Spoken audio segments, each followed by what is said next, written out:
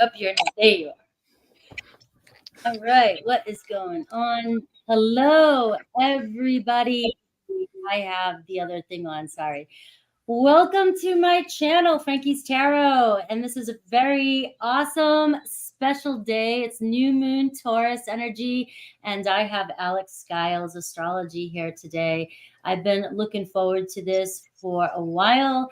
And we are here. He's going to talk to us a little bit about the new moon in Taurus energies that we are in right now.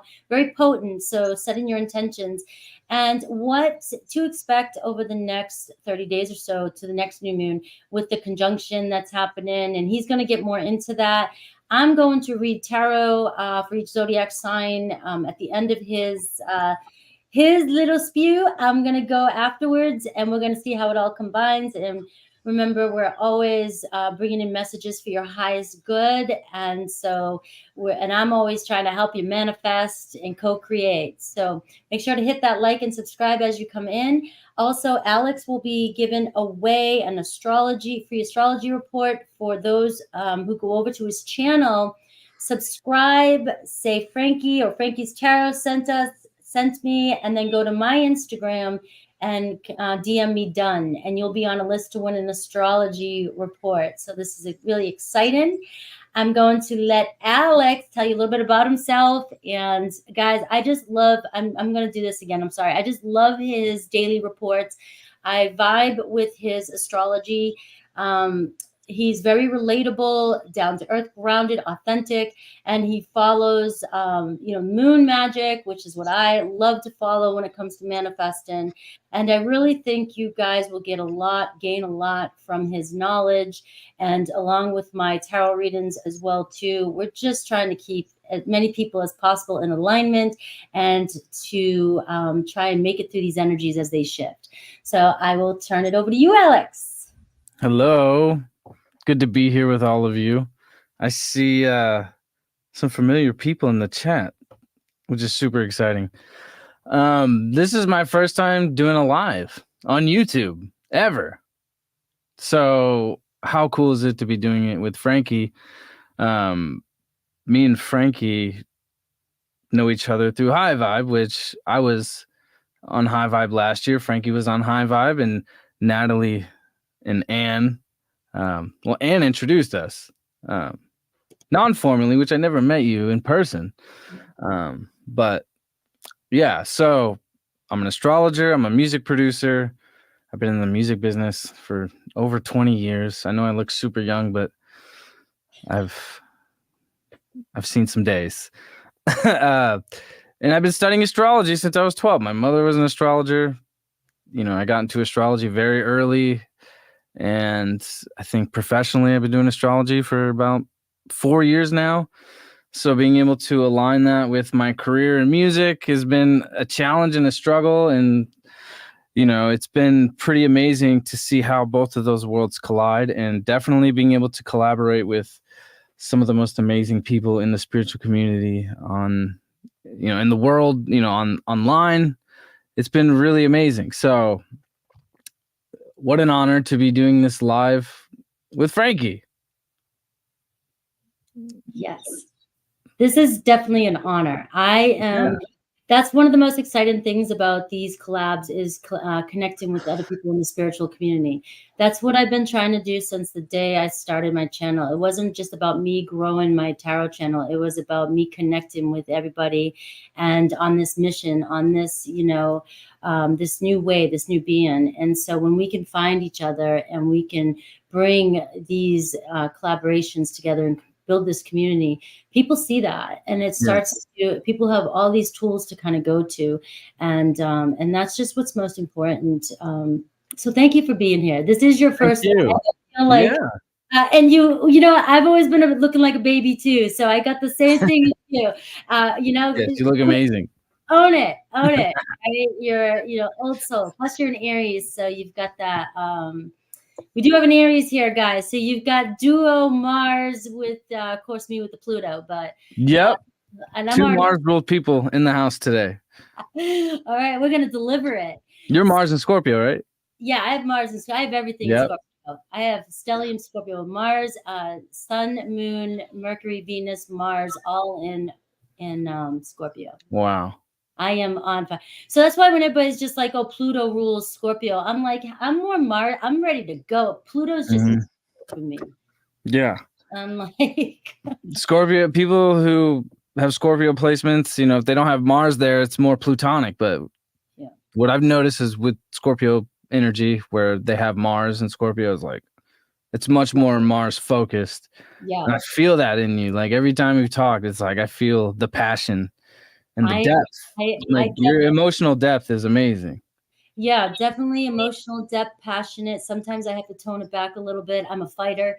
I've got that Aries, Mars, Scorpio, Mars, but the Aries I always related to because of it, and never understood why I felt more Martian than Pluto. And I guess it would be the Mars and Scorpio.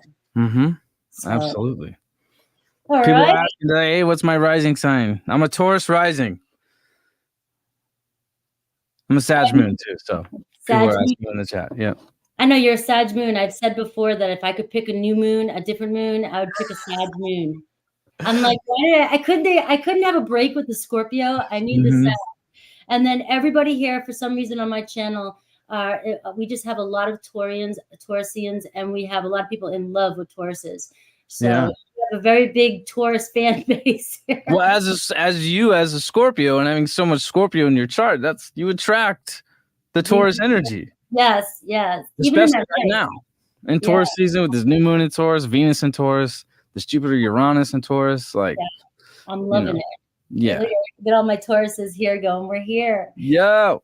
All righty. So let's get going then. We're going to start with Aries. And the way I figured we'd do this is just, looking at Aries and, looking at what are the biggest things they're looking at in the next 30 days and some energies that might be coming up for them. And I'll pull cards to see what might be manifesting for them. And basically on this channel, we look at general, we look at love, we look at life. Yeah. So you've got it. Whatever you feel called to tell Aries. Aries. I mean, Mars is now in Aries, and Mars hasn't been here for over 2.5 years. It's been a long road to get your step back. And with the North Node, it's like karmically things have been taking you all over the place, and Venus is in your second house. So I think financially and definitely in your love life, things are expanding in ways that you really didn't expect. And that's what this Jupiter-Uranus conjunction and this new moon, and with Venus there, is really bringing into your life, but also like this reinvention of your identity and yourself. And like a lot of this karmic stuff that's been coming up has just been pushing you towards like letting go of where you get caught in the codependent kind of stuff in the relationship side of things. And, this Mercury retrograde has definitely made you rethink things and looking at yourself in a whole new light with Mercury retrograding over Chiron 3 times. That's been one of the biggest things Aries has been going through for the past month and a half here. So there's this whole new reinvention for Aries right now. And if we want to look over the next 30 days, we're going to have this full moon in Sagittarius. So with this full moon happening in your 9th house, it's like to be able to expand your knowledge and to be able to go to different places and travel, even if it's just short distance, because the sun's about to come into Gemini. So even like dabbling into some short distance travel to find some new love or to find some new passion or to expand your knowledge in different ways, I feel like is really important for Aries. And I feel like that's opening up for Aries finally, because Saturn's been in your 12th, Neptune's been in your 12th. There's a lot of subconscious stuff that you've been dealing with underneath the surface. And I think the people that you're around and the people in your life don't really know that Aries is kind of going through this. It's kind of what's underneath the surface for you. But on top of, above the surface, it's like you're ready to kick some ass and a whole new wave of energies coming in.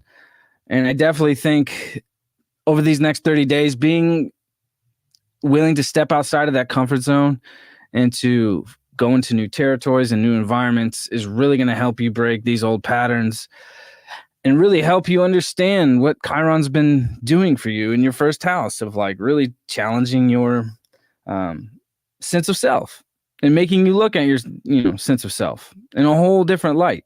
And I think where you're really going to expand and you're going to find new forms of material growth or any sort of relationship stuff is really breaking outside of the comfort zone and being willing to not just be where you're at, because I feel like for Aries people, they've kind of been a little subdued with Mars in their 12th before Mars came into Aries, and with Saturn here really like testing Aries on the most deepest spiritual level. When you have Saturn in your 12th house, it's like the biggest spiritual lessons are where you're being tested on a spiritual level. So, and also a lot of the illusions and where you deceive yourself, which, where we tend to not look at things or we put the blinders up. I think Saturn is kind of breaking that mold for you. And the more you can allow that to happen, the more of this amazing Jupiter-Uranus energy that's coming through in your second house. Your second house is Taurus, right? Having Venus there, the sun, this new moon, Jupiter-Uranus, it's like you have the biggest opportunity to expand your Venus life more than anybody in the zodiac. Financially, love, romance, your material wealth, in increasing your value, your self-worth, and I think it's all connected to how your sense of self has been changing on a karmic level. And that's what this North Node and this Chiron and this Mercury retrograde has been doing for you. And now that you have Mars there, it's like your libido is back, your energy's back. You finally got the energy that you probably haven't felt in a good minute, really, since we could look back to last July, when Venus went retrograde in your 5th house, because last year things were a little different in your love life, and definitely it's like you've come to a whole new 180 on your whole new sense of self. And I think this has been long awaited for Aries people, because this 12th house transit they've been going through, it's not easy. But at the same time, things can start to lighten up for Aries. And I think what's coming through for them is, extreme, intense, material, their material reality expanding in ways that, were totally unexpected. And I think people coming into your life are going to be coming out of nowhere. New connections, new relationships are going to be so unexpected. And especially with Uranus in your second house, it's like, the people that you are going to be connecting with are probably not the people that you thought you would connect with before, And also with the South Node in your 7th house, it's kind of releasing that judgment of like, I only like this. I only go one way. Aries goes one way. It's like this Jupiter-Uranus is expanding in ways where it's like, I want to try new things. I want to experiment with different ways of increasing my value, increasing my material wealth, or increasing my love life.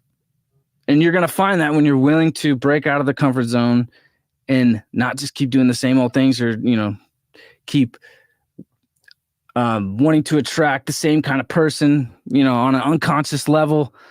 I think as much as Taurus wants to be comfortable, and as much as all these Taurus planets in your second house want to find comfort, it's the places where things are uncomfortable and new and exciting. In uncharted territory is where you're going to find the most amazing, beautiful things. That was awesome. My son's in Aries, Libra rising, and like everything you were saying, everything you were saying, he's had a rough year, a rough past year. I already sensed the things changing. And as you were talking, the 7 of Pentacles and the 5 of Swords, it's like you deceiving yourself, breaking out of the comfort zone. Where are you putting your energy? Where you thought, like, are you still going to keep focusing on the same manifestations that you've been wanting to come in? If this is about regrouping and fine tuning, what is it that you really want for your next phase? Where are we going from here? The Five of Swords is like letting go of no-win situations, letting go of where your mind, where your energy is going when that you're still stressing over things that are long gone. This isn't helping you out. This is not, it's time to get out of your comfort zone and move forward. I do feel that energy with Aries being able to get things started and going. And it's like Aries is the one that once you get your mindset on something, you are going to pull, you're just going to go so fast forward. It's not even, I just feel like this is a break for Aries. With that Seven of Pentacles is always a retrograde energy for me.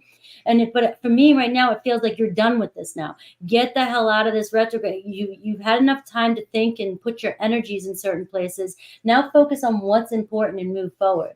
So what's coming in for you is the Ace of Pentacles, right? And the Ace of Pentacles has been my new moon Taurus card the past week or so.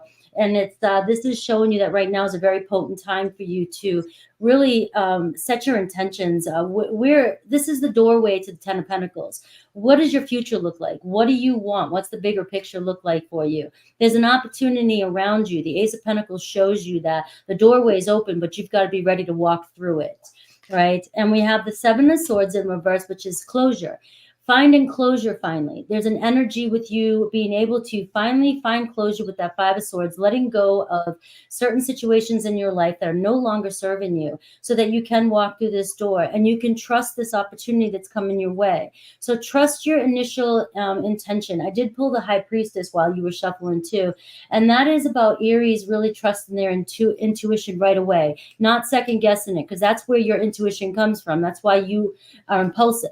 Right. So this is where when opportunities come in for you right now, go for it. Check it out. Always trust, right? Always trust that, if this doesn't work out, you can always back up, but don't hesitate because of the Five of Swords and limiting beliefs. All right. I do have the Ace of Cups showing up for my Aries. So right now you've got two aces showing up for you. The universe is opening up. Two portals is the way I look for. Portal through love, finding love in your life, manifesting a new opportunity. That can be new love. That can be a new job. That can be something that you love, that you're following. But for the majority of you that are here that always want to hear about love, that does show a new love, an opportunity coming your way. And the Ace of Pentacles is it showing a solid new beginning coming your way that you are manifesting into your life right now. So focus forward. The Seven of Pentacles says let go of where you place in energies, where you feel stuck, where nothing's been moving, and don't waste your time anymore. Time to move forward.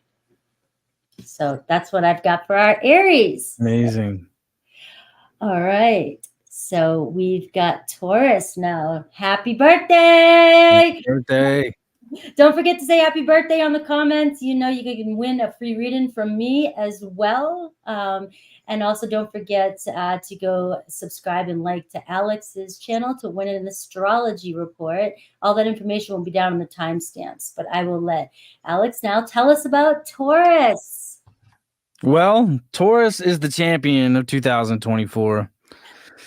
This is the best year for Taurus. Taurus, they haven't had their moment since 2011. That was the last time. And since Uranus has been in Taurus since 2018, it's been a whirlwind for Taurus. They've been all over the place, And with Saturn and Neptune in your 11th house, it's like you're connecting with new people, new friendships, and really innovating new ideas on a spiritual level because you have a Pisces 11th house. And with Uranus in your first house, with Uranus dispositing Saturn and Neptune in your 11th house, it's like there are new connections and new people coming into your life that when the synchronicities start to come through with these new people and these new connections and these new ideas that are coming through, that it's beyond you. That it's not just yourself coming up. Like this is when the divine and the physical world meet for Taurus. And with this new moon, this is a whole new cycle for Taurus that really goes back to 2011.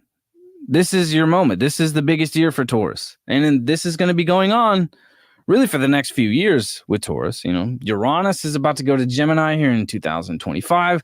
So this kind of whirlwind, chaotic energy that Taurus has been going through, I think this new moon and this Jupiter-Uranus conjunction with Venus here, it's like you got the reins. You know how to handle this. You know how to handle the intensity. You know how to handle when things get chaotic and you get pushed into new situations and, you know, relationships end, and then you got to make a decision very quickly and just kind of trust your gut. Every time you do that, it's always crazy. It's always like, damn it, I got to do this again, because Taurus is fixed. It just wants to be comfortable where it's at. And with Uranus here, it's like, sorry, like every time you get comfortable, it's going to carry you into a whole new situation. And it's all for a higher purpose. It's all for a higher meaning. And it's all because you are ready to break out into the world. This Saturn Neptune in your 11th house is giving you this opportunity to really connect on a global level with all kinds of new different people that you really didn't think you would connect with. And I think that's what's going on with this new moon too, and this Jupiter, Uranus, and Taurus. Taurus has new opportunities on every level in their life coming in, not just with all this first house energy of, you know, you really reinventing yourself, but in your love life, in your career life, and where you're expanding in your world. This is the moment where amazing, beautiful things for Taurus are going to start to show up, and you being able to like grab a hold of that and, you know, capture it. It's like a wild horse. Uranus is like a wild horse. And with Jupiter, it's like, if you're willing to just grab the reins and roll with it, it's going to expand your life and yourself in the most amazing ways. And this new moon with Venus here is really kicking off that energy. The Jupiter-Uranus conjunction happened April 21st, right? But it's not as it's you know, as we go along after conjunctions happen, it's like when planets start aspecting that area, that's when that conjunction in that area where that aspect occurred starts to show up. And this new moon for Taurus is happening pretty much at the same degrees where this Jupiter-Uranus conjunction just happened. And Venus is about to follow. Your self-worth, your value, your love life is increasing so much that, you know, it's like, wow, it's been so long. It's been so long that Taurus has finally had a break and, you know, some amazing things coming in. And for you, it's like in your work life, it's like, you know, letting go of anything that has kind of led you down a place where it's just kind of drove you mad, right? Anything that's kind of getting you into a neurotic state. It's like Taurus is so like ready to say, screw it. I don't need this anymore. Pluto's in your 10th house, transforming your career. Pluto's transforming your destiny in the world, you know, and it's breaking down the old version of who you were. And this new moon and this Jupiter Uranus is like really resetting in your first house of like, you know, you're not going to look the same. People who know you, people who love you, your partner, they're going to be looking at you like, wow, like you have a whole new look to you. You have a whole new vibe. Like there's a whole new glow to Taurus that hasn't really been there in a long time. But with Mars in your 12th house, you have North Node transiting your 12th house with Mercury and Chiron. There's a lot going on behind the scenes with Taurus right now. I feel like the amazing opportunities and the expansion that's happening for Taurus on the surface is much different than what's going on and what they're doing behind the scenes, right? And with this North Node in your 12th house, it's like we can look back to really 2022, but you know, it's like when the North Node transits your 12th house, it's like on a spiritual level, the karmic unraveling that occurs is kind of, you know, things change. You know, these eclipses have really been triggering your 12th house. And when things change, it's like you just have to trust the divine. You have to give it all to whatever your higher power is. And every time you do, it takes you exactly where you're supposed to be, you know, and doing the spiritual work with this North Node in your 12th house and connecting with people on a spiritual level with Saturn and Neptune in your 11th and Pisces. You know, Pisces rules the 12th house. So with this North Node, like it's all about doing the spiritual work. It's all about connecting with people on a spiritual level. And with Venus in your first house with this new moon, Jupiter, Uranus, you are expanding into a whole new person. And the seeds that you planted long ago and the vision that you've been manifesting for a long time, because Taurus is long-term, right? Taurus doesn't just do things quickly. You know, it plants the seeds, it slowly grows. Your love life, the person that you're becoming is now starting to expand out into the world. and you're having a massive transformation that the whole world is going to see with Pluto in your 10th house. And this is the best new moon for Taurus and for all of us, truly, but especially for Taurus, that we're going to have in a long time. So happy birthday, Taurus. And I can't wait to see all the new things that start to show up in Taurus's lives, and all the new things that the Taurus people are going to start bringing into the collective and bringing into the humanitarian realm of, that's the thing with Uranus. It's all about new inventions, new ideas, that never existed. And Taurus over these next few years are going to be responsible for that.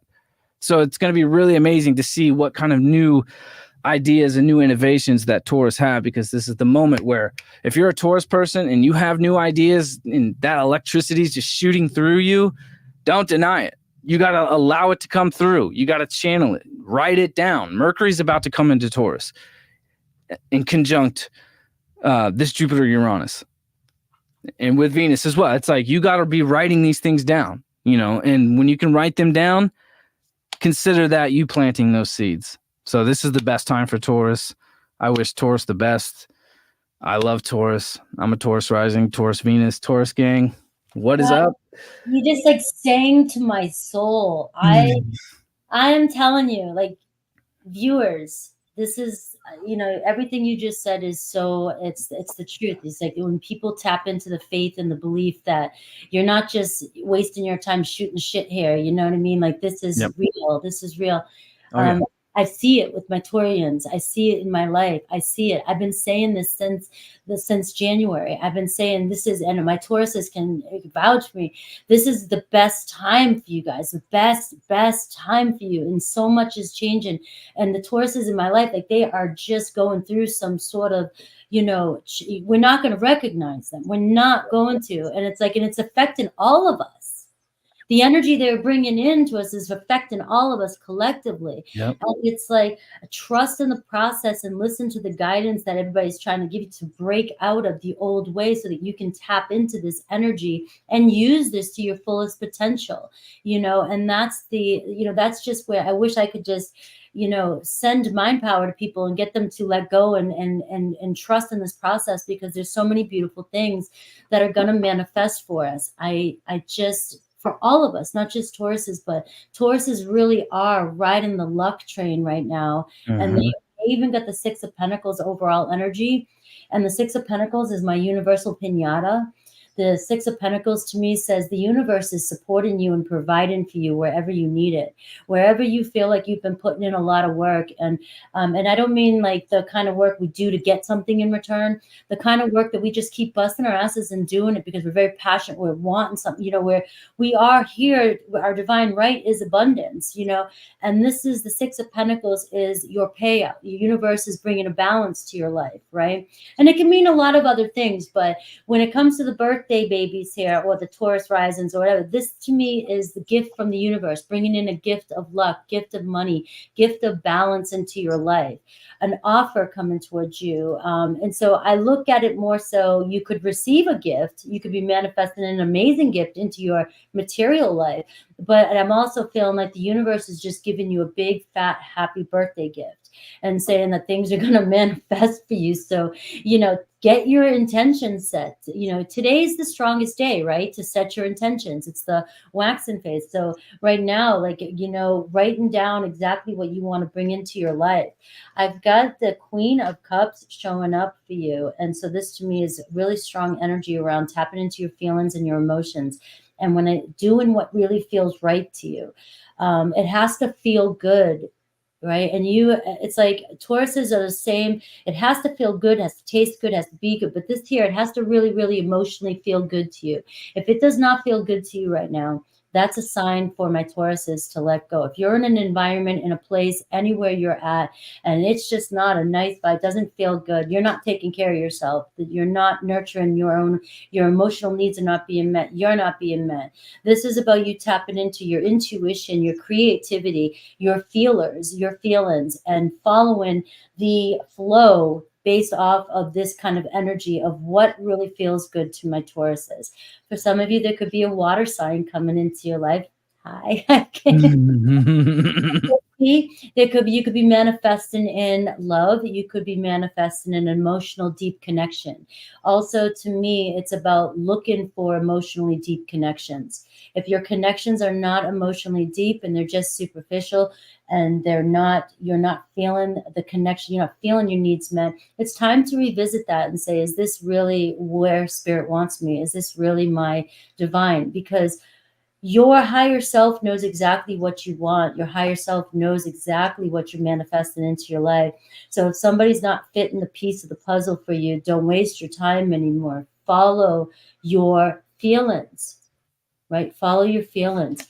I have the Emperor card showing up here too. So this is showing a solid new beginning coming your way. This is you stepping up into your power, into your confidence. This is you building and being strategic as well too, and just taking a step back and mapping out your next game plan. All right, taking a look at the bigger picture. I keep saying to everybody, take a look at the bigger picture and sit back and say, what do I need to do? What's the next step I need to do to get there?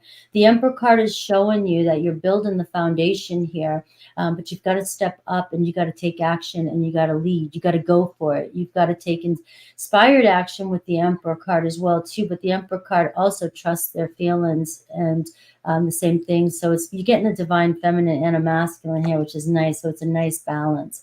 I am seeing many of you with the Six of Swords. Your days of confusion, your days of stress are behind you. I mean, yeah, we have life.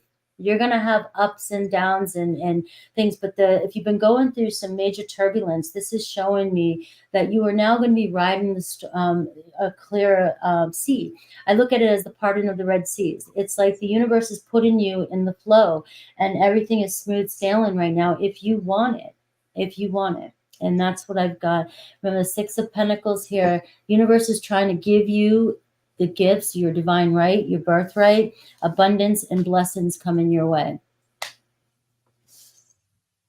Wonderful. Woo, I don't know, like your Taurus read was just, I don't know, it was just beautiful. It was like you set the tone for that one. So it's like you're singing a song there. Taurus are the best singers. Taurus rules the throat. The throat, yes. Yes. Yep, that's right. And your music and your singer too. And yeah. Oh, I mean, yeah, I am actually. Yeah. Yeah. So, well, happy birthday, Taurus. Woo! I hope you have, I hope everything you're manifesting comes in for you, and that's it. I'm gonna go. This is where I'm taking an Emmy on. I go into these speeches. All right, it's your turn, Gemini. Gemini, you are the truth teller right now. Okay, Pluto's in your 9th house. Jupiter is in your 12th. I mean, you speak the truth no matter what, and I think there's a lot of controversy around Gemini right now, but I don't really think people understand what's going on with Gemini. You have so much going on in your 12th house. This new moon just happened in your 12th house. Venus is in your 12th house. So in your love life, there's more hidden connections and hidden people that are maybe secretly in love with you, or you're secretly in love with, or somebody that you can't quite have, that maybe somebody who's in a relationship, that you are in love with, or you are attracted to, that you can't quite get. It almost doesn't even seem real, right? But with Pluto in your 9th house, it's really breaking down your beliefs about many things, not just, your the Aquarian side of you, but also breaking down your whole perspective on the world, and if you really look around, all the Geminis I know, even on a collective level, it's like all the Gemini people who are speaking their truth, they are just exposing shit and exposing things and exposing people on a level of truth that we've never seen before, And it's not easy for Gemini. But I think where the focus is for you is the spiritual expansion. You have Jupiter in your 12th. This Jupiter-Uranus conjunction just happened in your 12th. You're expanding in spiritual ways that you couldn't even foresee, that maybe it's even on a subconscious level. Maybe you're not even aware of how you're expanding spiritually yet, because Gemini tries to intellectualize things. They try to understand it on a mental level, which is the gift of Gemini. But you going through so many 12th house transits right now, it's like you can't control it. You just have to let it happen. With Venus in your 12th, with new people coming into your life, with new love coming into your life, you can't control it. You can't control the feelings. You can't control the emotions, But also, this is allowing you to expand past the fog and the deception and somewhat of the illusions that you've been stuck in, and this is really like bringing a whole new level of truth to the surface here. This new moon is bringing a whole new level of truth for you. And of course, you're a Gemini. You have the facts, so you have the facts. You deliver the truth with your information that you have uncovered. And you've been doing the work behind the scenes. Gemini's not necessarily out in the world right now. Saturn is transiting your 10th house. So in your career life, there's confusion going on. There's some restriction happening in your career life, and how you want to be out in the world. But as we move through with Neptune at the last degree, this has been a long road since 2011, in Gemini's career life. Now we can start to see and understand why it's been that way, and I think what it is, Gemini trying new things. Uranus is in your 12th. You have to be able to accept that you can't control everything. You can't understand everything. And especially with Venus here, it's like, if you want to find new love in your life, you got to look in the places that are under the rug, that are under the grass, right? You got to look in the dirt. You got to look in the closet. This is the 12th house. You got to look in the places where the light doesn't necessarily shine brightly, because that's where you're going to find the beauty right now, and with the South Node in your 5th house, the 5th house is Leo. It's like you want to express yourself. You want to create, right? But you can't just rely on other people. You can't rely on, external relationships to give you the go of like, oh, maybe you should go do this now. It's like, I feel like with Mars and Aries on the North Node opposing your South Node in the 5th house, it's like you're finally getting the power to say, you know what, like I don't need somebody else to tell me to, go out and express myself, and express my ideas and create and build, my creative foundation. And, especially in your love life, it's like if there's been a lot of codependent issues in relationships going on, like these eclipses that we just went through have severed them. And once we get to October, and I know I'm looking a little far out here, like you're finally going to be able to move forward in a way and have more of a stronger sense of self and not be so caught up in the codependent side of things. But for this new moon, and definitely over the next 30 days, new relationships are going to be coming in to your life. But at the same time, this full moon in Sagittarius is going to be ending some relationship that, you thought was based in truth, but it wasn't necessarily, what you thought it was. There was confusion, but this is going to allow you to really recharge and cultivate new relationships, but relationships that are based in truth. When we're talking about Gemini and we're talking about Sagittarius, that polarity, we're talking about truth, so this full moon is going to be ending any situation in relationships that was not connected with truth. And this is going to allow you to step into a whole new territory of honesty and knowledge. Knowledge is your power right now. You have Pluto in the 9th house. So your beliefs and your knowledge and the things that, don't really serve your purpose on a spiritual level is transforming so dramatically right now.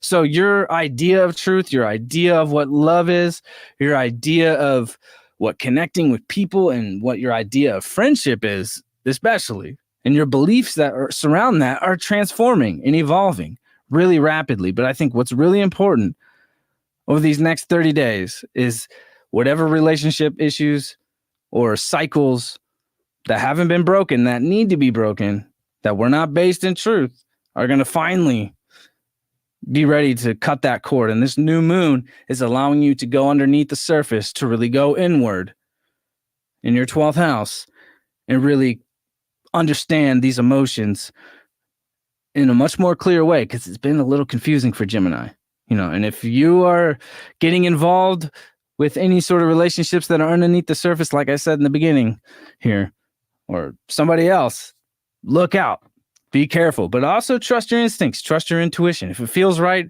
go for it, move towards it, because this is where the spiritual expansion is really happening for Gemini. Going through so many 12th house transits with so many planets in your 12th. I mean, you have 1, 2, 3, 4, you have 6 planets right now in your 12th house. So this is a whole new spiritual expansion for Gemini. I will say that. Yeah. Yes. You know, with all the Geminis, I have a lot of Geminis on my channel too, and I have a lot of Gemini rising friends, and my son's Gemini rising. Yeah.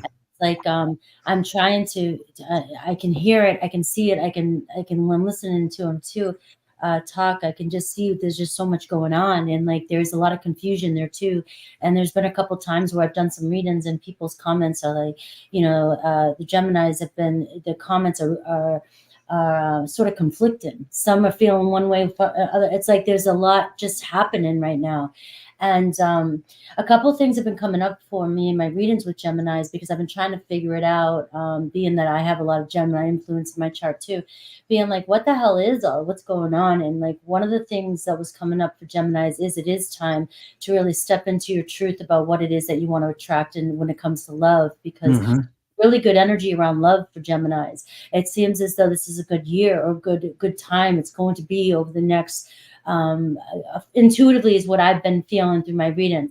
Like Geminis are just going to start coming into alignment with in this, and you have this opportunity to really, the Lover's card, to really attract in, right? But it's a release in any kind of toxic or the fears, or you have to make those choices. And not to, you have to say yes to love, and with doing that, just like you said, I got the Knight of Swords overall energy, which is you got to cut through and get to your truth, your purpose. And so I feel like there's going to be an intuitive, because Geminis are so intuitive, I feel like it'll be just a natural for them, a switch that goes on, and then they're centered, they're focused. This is my truth, and now I'm going to manifest. I'm going to get, there's going to be swift, it's going to happen fast. Like some of you just going to go, this is just not for me anymore. I'm going this way. This is what I want. And for the, most of you, it's like, it's about finding your focus, setting your clear intentions about what is your, like you were saying, what is your truth? Where are you going? What do you want in your life? It's like you're highly intelligent, so now cut through the bullshit and just move forward and clear out. And then there's a lot of choices coming your way. There is a lot of movement coming your way with the Knight of Swords. So this does give an energy of things are going to start picking up pace for you, and becoming more clear for you. I do have the Two of Pentacles showing up for you, and I have the World card. So I do see a lot around working, making plans, and balance in life. So there's going to be a lot going on for you. There's going to be obviously making some decisions and some plans for your future. When I see the Two of Pentacles, it says, you got this. It's a balance. It's about, where do you need to focus on, what's most important for you, and putting it on your plate and getting this stuff done. And when you let go of the things that are wasting your energy and not for you, you're going to be able to maintain it. And it's focusing more on your accomplishments, focusing on what you need to do. And this is telling me also to keep following through. For some of you who feel like, maybe things, the Two of Pentacles for me sometimes can feel like you're still kind of, all right, I'm doing things, I'm getting things done, but I don't see the next milestone. I don't know what's coming up. I just feel like I got to keep on keeping on. And the World card to me says that this is a sign saying that you just keep on keeping on, because you're working towards major accomplishments in your life. All right. It just, you got to put this work in. You got to do this. And with the Knight of Swords, to me, it's saying this is where you've got to clear your focus. And once you fine tune, and this new moon in Taurus to me is also about fine tuning your old manifestations. If they haven't completely come in for you, it's about really taking a look at, are they still in alignment with my true values right now, what I really want right now? And when you start to really just kind of fine tune your intentions, things are going to start picking up a lot faster than you, and you're not going to be feeling like you're just getting through everyday life and juggling, and you're not going to feel so confused. You've got the King of Wands showing up for you, and the King of Wands is all about leadership, inspiration, and it's about the bigger picture, the muse of inspiration. So again, you're getting the same energy here, tapping into what's the bigger picture look like for you? You know, looking at your life ahead of you and seeing if you're on the right path, and taking a look at what's not serving you right now, and releasing things that are weighing you down and taking up too much of your energy. Some of you could be connecting with the King of Wands. You could be connecting. There could be another person, influential, very strong leader coming into your life. Some of you, I'm just going to say this. You're meant to be something big. You're meant to do something big in your life. You got the World card and the King of Wands. All right. And the Two of Pentacles, to me, it says that you're just you're just getting things going. So don't give up on your dreams, and just get more focused and break through and step up into your truth. I hope that that just went totally. I felt like I didn't even take a breath there. Well, that's very Gemini. Gemini doesn't take a breath when they talk. No. Gemini rules the lungs. So yeah. If they can catch a breath, it's always a shock. Yeah, no, I've always been told, breathe, take a step, breathe. I can listen to Gemini talk all day long. Me too. Mm-hmm. A Mm-hmm. lot of Geminis say I could just have conversations with Geminis all the time. I can bounce right off, go back and forth. So, yeah, I can too. So stimulating. Yes. I love Gemini. Yes, I do too. All right, so let me just say real quick, guys, this is Alex Giles Astrology. Make sure to go to his channel, like and subscribe to his channel. He's awesome. He's amazing. I listen to him every day. You can see he's amazing with his messages. Go to my Instagram, and DM me done, and you could win a personal astrology reading with Alex. Trying to get him out there and exposed, because he's just absolutely amazing, and I'm sure y'all have been agreeing in the chat room. So let's just show him some love, and let's move on to my Cancers. Well, thank you. You're welcome. Cancer. Well, thank God that Pluto is in Aquarius, but Pluto's retrograde, and it's going to go back into Capricorn for the last time. So this is the last time you're going to have to deal with Pluto and Capricorn. So I know since a long time, it's been since 2008, Cancer has been going through it. Cancer, I don't care what anybody says, Cancer has had it the hardest for the past 15 years, roughly. And now Cancer can finally break out and be released of Pluto's grasp, especially in the relationship life. It's like for Cancer, it's just been like one relationship after another. It breaks down, it gets crazy, things just don't work out, and it's just like a constant transformation for Cancer of what relationships and friendships and love really is. So I think if we look over the past 15 years and where Cancer's been, you could definitely say for Cancer, it's been like my idea of what I want in a relationship, or what makes me feel secure in a relationship, or the relationship I want to build that is going to be successful, because their 7th house is Capricorn.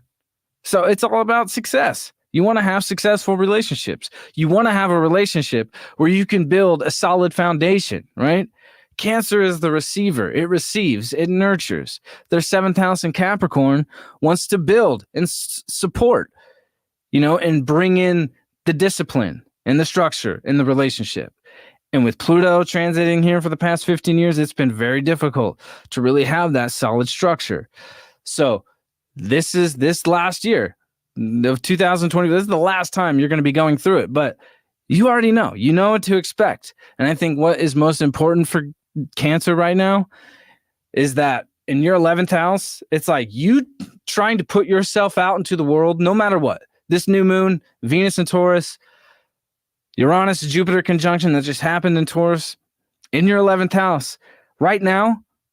Literally, you don't even have to try. All you have to do is put yourself out there to connect with other people, whether it's through technology or the internet, or even just going out and socializing and connecting with new amazing people. It's going to expand for you effortlessly, and new relationships and new friendships and new connections that are really going to help you expand in a very big way. You know, it's like, this is the moment. It's like all you have to do is cast your fishing pole out into the social network or into the technological network. And it's like, you're going to catch way more than you really asked for. And that's what's really amazing for Taurus, or for Cancer, my bad. And with Mars and Mercury in your 10th house, it's like, I think in your career life, you know, Cancer career life is just really blazing right now. Definitely with some challenges too, you know, with Mars squaring you. But that pressure of that square is really helping you level up in your career, you know, and you finally saying, you know what, like, screw it. Like, I'm just going to blaze my own path. In the North Node in your 10th house and these eclipses happening in your 10th, it's like you've been going through massive career shifts. You know, your destiny in the world is starting to really come through. You know, what you feel like inside of yourself and your intuition is telling you to do, like, it's been so strong. The synchronicities that have kind of been carrying you along this path of destiny, because the 10th house, it's Capricorn. Capricorn is your destiny. It's where you're supposed to be in the world. It's what you're supposed to be. It's the structure that you're building. It's the mountain that you're climbing. With Mars and the North Node and these eclipses here, you have been blazing up that mountain, right? Neptune getting ready to be on your midheaven. It's like, with Neptune on the midheaven for you right now, and with Saturn there, it's like you've been laying such a strong foundation, you know, and your beliefs have been really challenged. Your ideas about the world have been really challenged. Your spiritual beliefs, especially, you know, your understanding of, you know, or your philosophical understanding has been challenged. But with Neptune on your midheaven, it's like you are about to be launched into the world. It's like you, out of anybody in the zodiac right now, Cancer with Neptune on the, you have the opportunity to really just focus on the vision inside of you, inside of your mind, and whatever you're focusing on visually, internally, subconsciously will launch out into the world, and people will see it with Neptune on your midheaven. You just have to be willing to believe it with Jupiter in your 11th house. Because no matter what you visualize right now at this moment and what you put out, you're the one. Cancer is the one right now that really, truly has that power to really just see it in their mind, and whatever they're projecting visually can really connect with people on a very big way, in a very big way. Because Jupiter, at the same time, once we get to May 18th, which is a massive day, that's the Sun-Jupiter conjunction. That's the luckiest day of the year. It's going to sextile Neptune. So we're talking about our physical reality and what we're manifesting and our dreams really aligning and really supporting each other. And this is a very singular moment. Like we've never got this before. We'll never get it in our lives again, because Neptune's almost done here. So Cancer will never get this opportunity again. So this is the moment over these next 30 days, especially right now in this new moon, going through this Jupiter-Uranus conjunction. You want to be focusing on a positive frequency of what you want to be out in the world and how you want to connect with the world, you know. And with Venus in your 11th house too, it's like friends can be lovers. Lovers can be friends. You know, there is this kind of, you know, non-formal agreement of friendship and love, you know, that can feel very stable. There is stability in friendships right now. And there's new relationships and friendships coming in that can help you feel more stable, right? And Mercury getting ready to come out of shadow in your 10th. It's like the big, you know, kind of karmic experience with these eclipses that have kind of been really bringing some massive changes in your career life. With Mercury coming out of shadow this week, once it gets to 27 degrees, it's like you'll finally be able to start to understand it, you know. And there definitely has been things with Chiron in your 10th that haven't really worked out.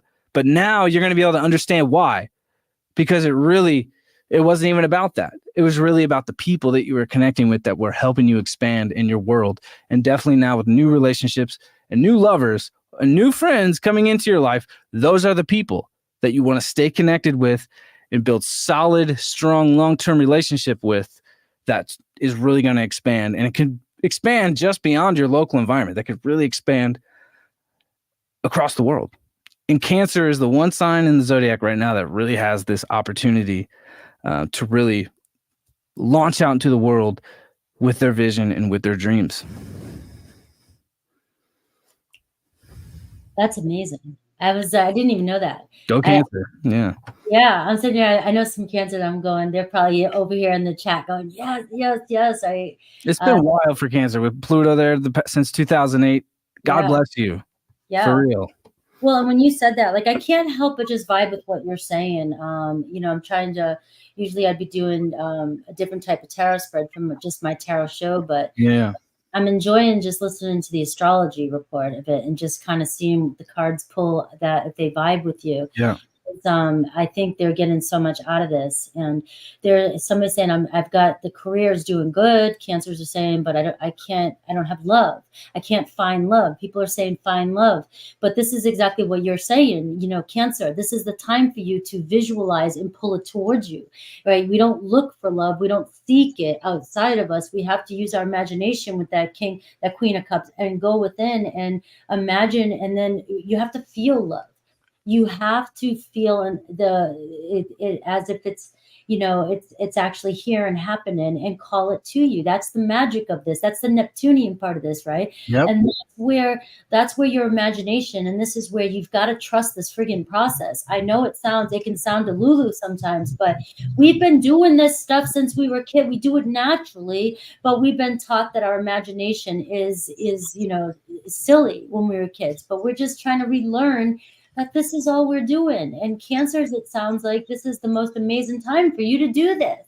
So if you're saying your career is on point, everything else is on point, start getting into the wish fulfillment that you already have love in your life. You don't need to seek it. You don't need it. The 9 of Wands is showing up, as you said that, and about them from 2008. And the 9 of Wands is, to me, this always reminds me of Aries Chiron too, but it's the wounded warrior.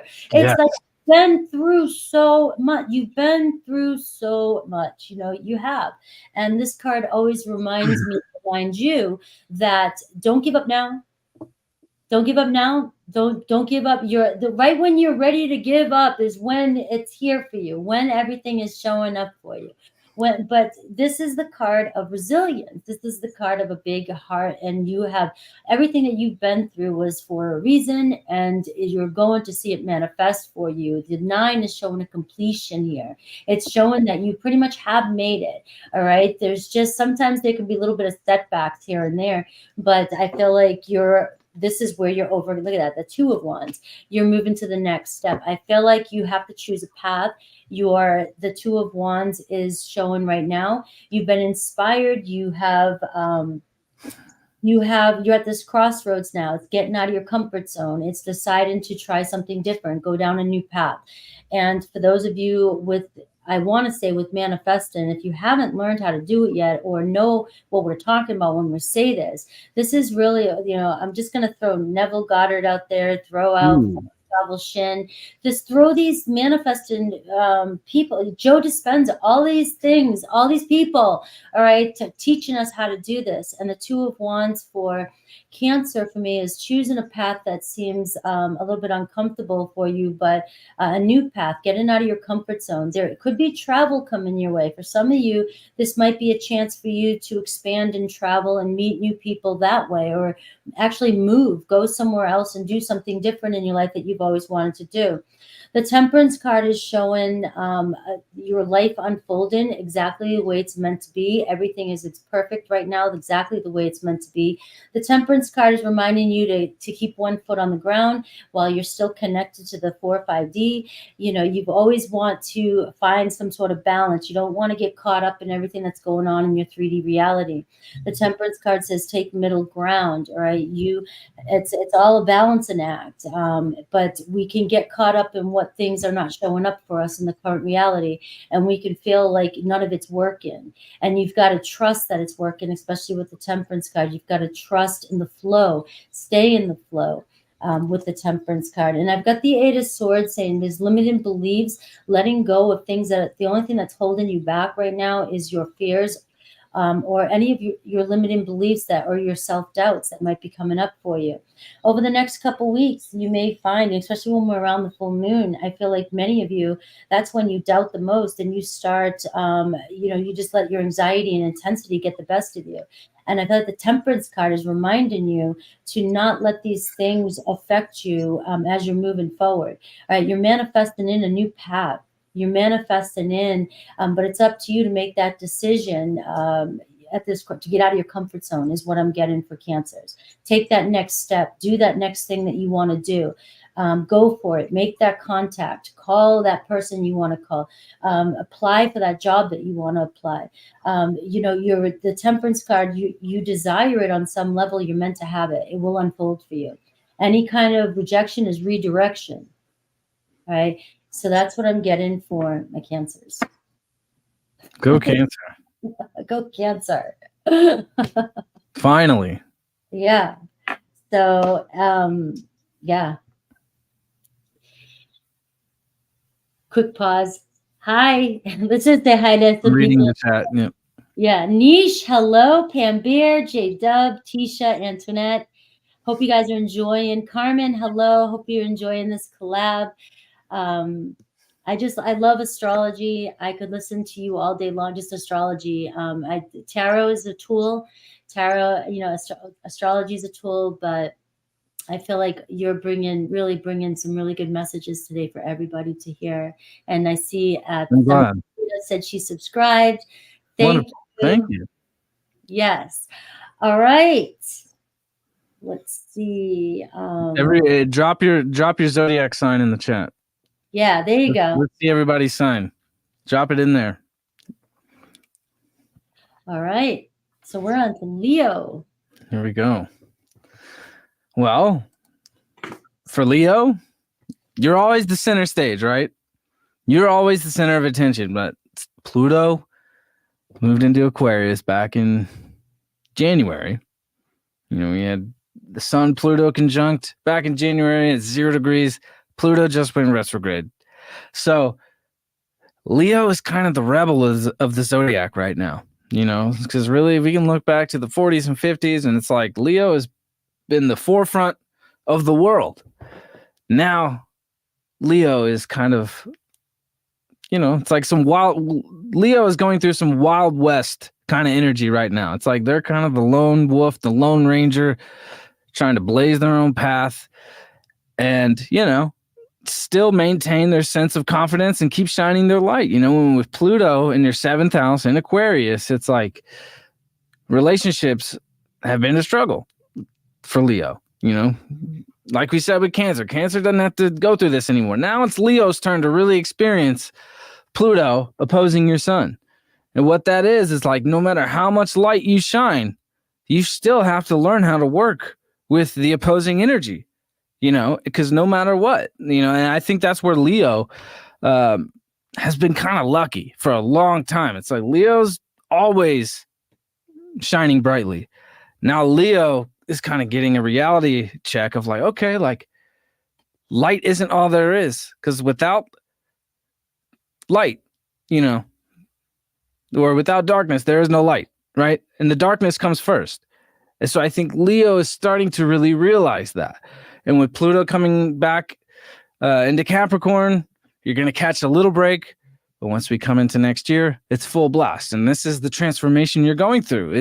I feel like at the core of it, it is what I just said. It's like Leo understanding that, the light doesn't shine all the time. We need a chance to experience, the kind of separation from reality. To really understand and have gratitude for when the light really shines. It's like when we go to sleep, when the sun goes down, it's like that's when we can really understand and have gratitude for when the sun actually shines, right? And I think with Mars in Aries in your 9th house, I think what can be really good for Leos right now is to be able to travel, like go somewhere. With Mercury in your ninth too, retrograding, travel or getting outside of your environment may have not been as easy as usual. But now with Mercury coming out of shadow this week and Mars in your ninth house and these eclipses, it's like you need to go out, you need to travel, because your 10th house is lit up, right? In your career life and being out in the world and making things happen, you've had some massive,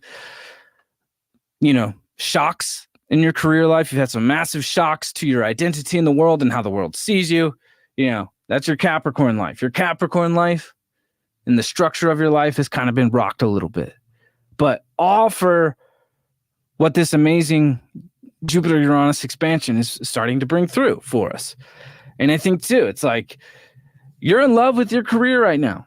This new moon with Venus here, it's like you are in love with the structure that you are building in your world, right? With Pluto in your 7th, the relationship life is a little difficult right now. So it's like you putting love into the structure that you are building and what you want your life to look like. That's going to help you get through these darker moments with Pluto and Aquarius, because Leo's not used to that. Leo's always shining brightly, no matter what, and with Saturn and Neptune in your 8th house, your sex life has been pretty extreme, or maybe it's been suppressed a little bit. But I think, there's also been some confusion there. Mars just came out of your 8th house.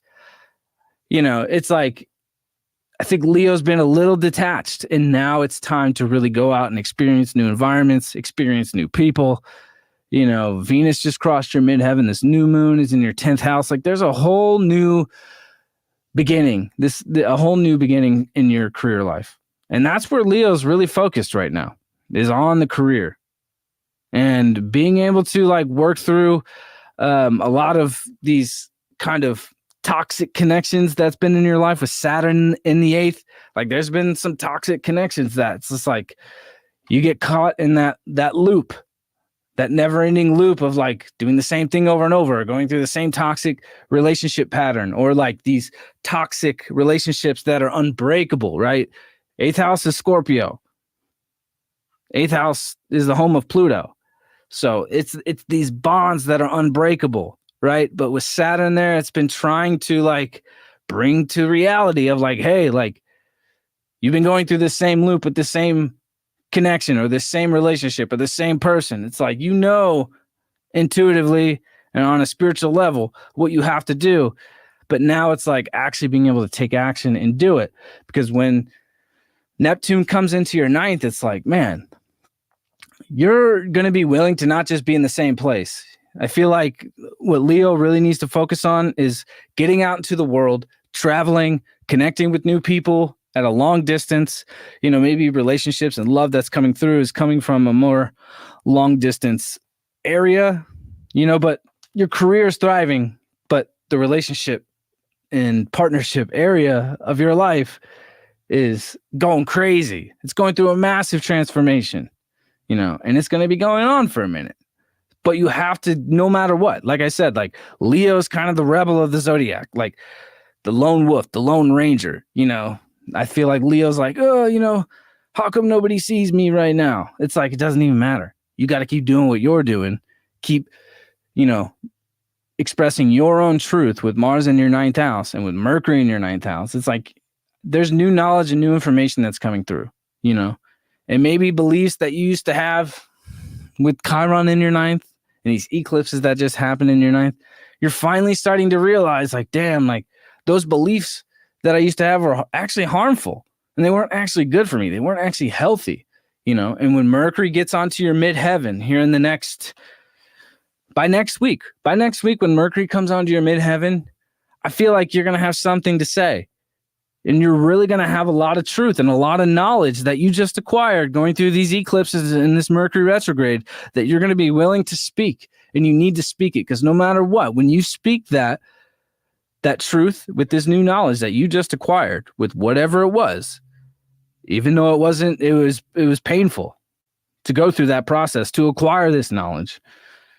Here in the next week or so, you need to be willing to speak whatever you need to say. and don't hold it back, because it's been a challenge for you with Mercury on Chiron of like, should I say how I feel? Should I speak my truth right now? And then you hold back and it's like, oh, I'm not sure. You know, that timidness. Leo's not used to what this is right now. You know, this is not familiar territory with Leo. So over these next few weeks, you got to be willing to express your truth. And definitely this new knowledge that you acquired and what you're going to take into this new like career life that you're moving into and how things have changed, you got to be willing to like think differently. You got to think outside the box. With Uranus and your 10th house, it's like you want to start new things, you want to build new things, you got to think outside the box. But I think also what's important for Leo too, don't think you just need to like do something different. It's like, oh, this isn't working out, I got to do something different. Like with all this Taurus energy in your 10th house and this new moon in Taurus and this Jupiter, Uranus and Taurus and Venus, you got to stick with it. Taurus is all about sticking with it, right? Even if it's not really, if it doesn't feel like it's popping off yet. But this new moon is starting to trigger things, you know, it's starting to trigger an amazing expansion in your life. So don't feel like you got to make like, you know, irrational, sudden changes in your career life. Because the things that you're sticking with and the things that you've been planting for a long time are going to start to expand in a beautiful way. And this full moon happening in Sagittarius, it's going to be ending a lot of, you know, craziness that's kind of been going on in your romantic life. So in your romantic life, when this new moon in Sagittarius happens in your 5th house, because it's going to be happening in your home, basically, you know, I feel like you got to be willing to travel. If you can go out and travel and go experience new environments, new love, and new people, and new romance, especially when we're talking about the 5th house and Leo, it's going to get hot. But you got to be willing to speak your truth as Mercury comes into Taurus here over this next week. Yes, I got the Ace of Pentacles when you were saying that, the new beginning here for Leo. And I have been getting the same message for Leo over the several lives I've had. A lot of focus was on work, and I kept pulling through it as being, you know, hyper focused on work, really, really busy, really stressed out, really burnt out, really over, you know, and relationships were not being were getting the brunt of the stress, you know. And so it's hard sometimes because Leos can be very sensitive and they don't want to hear, you know. I always call I have a lot of Leos in my life too, I know, right? Yeah. But there's something about this gentleness, though, being able to tap into that strength, that gentleness, and being able to heal relationships right now. And fun was a big part of the energy I'm picking up for Leos, is that Page of Wands energy, you know, going on I always say, like, just being 16 again, just going out and exploring, going out and having a good time. Even if you're in a relationship, what can we do just to do something totally different? Travel, go explore, go places, and bring romance and love and sex back into your life. Yeah, that's basically what's been coming through. And I have the King, the King of Pentacles and the Ace of Pentacles. You do have another opportunity coming your way. Obviously, work is going very well for you. There's another doorway. So this could also be why it's good for you to venture out and have a little bit of fun right now. And know that even if you feel like you're struggling with work, there's a doorway here opening for some of you. The King of Pentacles, though, is giving me that energy I was just talking about with my Leos, that it feels as though your main focus is money, material things, work. And it could be about loosening up a little bit. You're on the right path. The King of Pentacles shows the steps you're taking to your abundance, your 10 of Pentacles. You know, you're there, you're almost there. So it's almost like you can stop for a minute and smell the roses. And I got to get Alex back in here. Sorry. It's like you can, it's time now. You can actually take a step back and just kind of breathe a little bit and have a little bit of fun. All right. You are getting that energy of constantly working or focusing a lot on career. I have the Four of Swords showing up for you. I mean, this has been my relax, recoup, reset, take a vacay, meditate, give yourself some time to be by yourself, relax. So you are, it's just this energy that keeps coming through too, that, to relax and enjoy the moment a little bit right now, get out and have a little bit of fun and know that your career, your focus is moving on the right path. The Ace of Pentacles, and look at the Page of Wands. I didn't even see that there. And I was saying that this is where it's time for you to get out and have a little bit more fun and excitement in your life. There's opportunities. There could be some new creative stuff coming in your way, creative projects, creative endeavors, maybe some dates for some of you that want to get out there. Maybe it is time to not take life so seriously and be so rigid or be focused on finances and get out there and have fun. The Ace of Pentacles can show this is a new beginning for you. This is a fresh start, could be with a new relationship. There's even an earthy energy coming towards you. And so relax a little is what I'm getting from my Leos. Relax a little bit and enjoy the current moment. Like in Taurus season right now, that's been my biggest message is you got to stop and explore and enjoy everything that shows up for you. It's if you're always waiting on or working towards the future, you're not staying in the present moment. Like, what are you working towards the future for? I mean, you're going to get to the future and all these moments are going to be gone, so it is for my Leos to have a little bit of fun and explore and maybe even go on a vacation. 10 of Pentacles, there it is. I love the synchronicities. I said you're on your way to the 10 of Pentacles. You're taking the steps in the right direction. You can let go a little bit and trust the process and trust the work that you've put in is manifesting for you. And so you can take this time to work on your relationships and have a little fun. All right. Beautiful. Yeah. I don't know what deck you're using, but it's beautiful. I love this. My favorite deck right now. This is the Muse Tarot. It's by Chris Ann, the Muse. I think she's the same one that did. There's another tarot deck. I can't think of it right now. Everybody was using it for a while, but this is the most beautiful deck. And this deck, the kings in this deck are not just they're called the Muse of like materials, Muse of inspiration, and it's manifesting deck. So that's showing you the bigger picture. This is where you're to focus on it, and the cards in this deck are showing you how to manifest to get to your desired outcome and the steps to take. And that's why I love this deck. I love it. Yeah, thank you. All right, we are going on to Virgo, and I'm Virgo rising. I am excited not to put any pressure on you. Well, speaking of pressure, for Virgo, there's been a lot of pressure. Oh, huh? I said, it. Yes, I mean, with Virgo having Saturn in their 7th house, so Saturn's in Pisces, right? Virgo and Pisces are opposite. So with Saturn in Pisces in your 7th house, your 7th house is relationships. The 7th house is the house of Libra. There's a lot of pressure.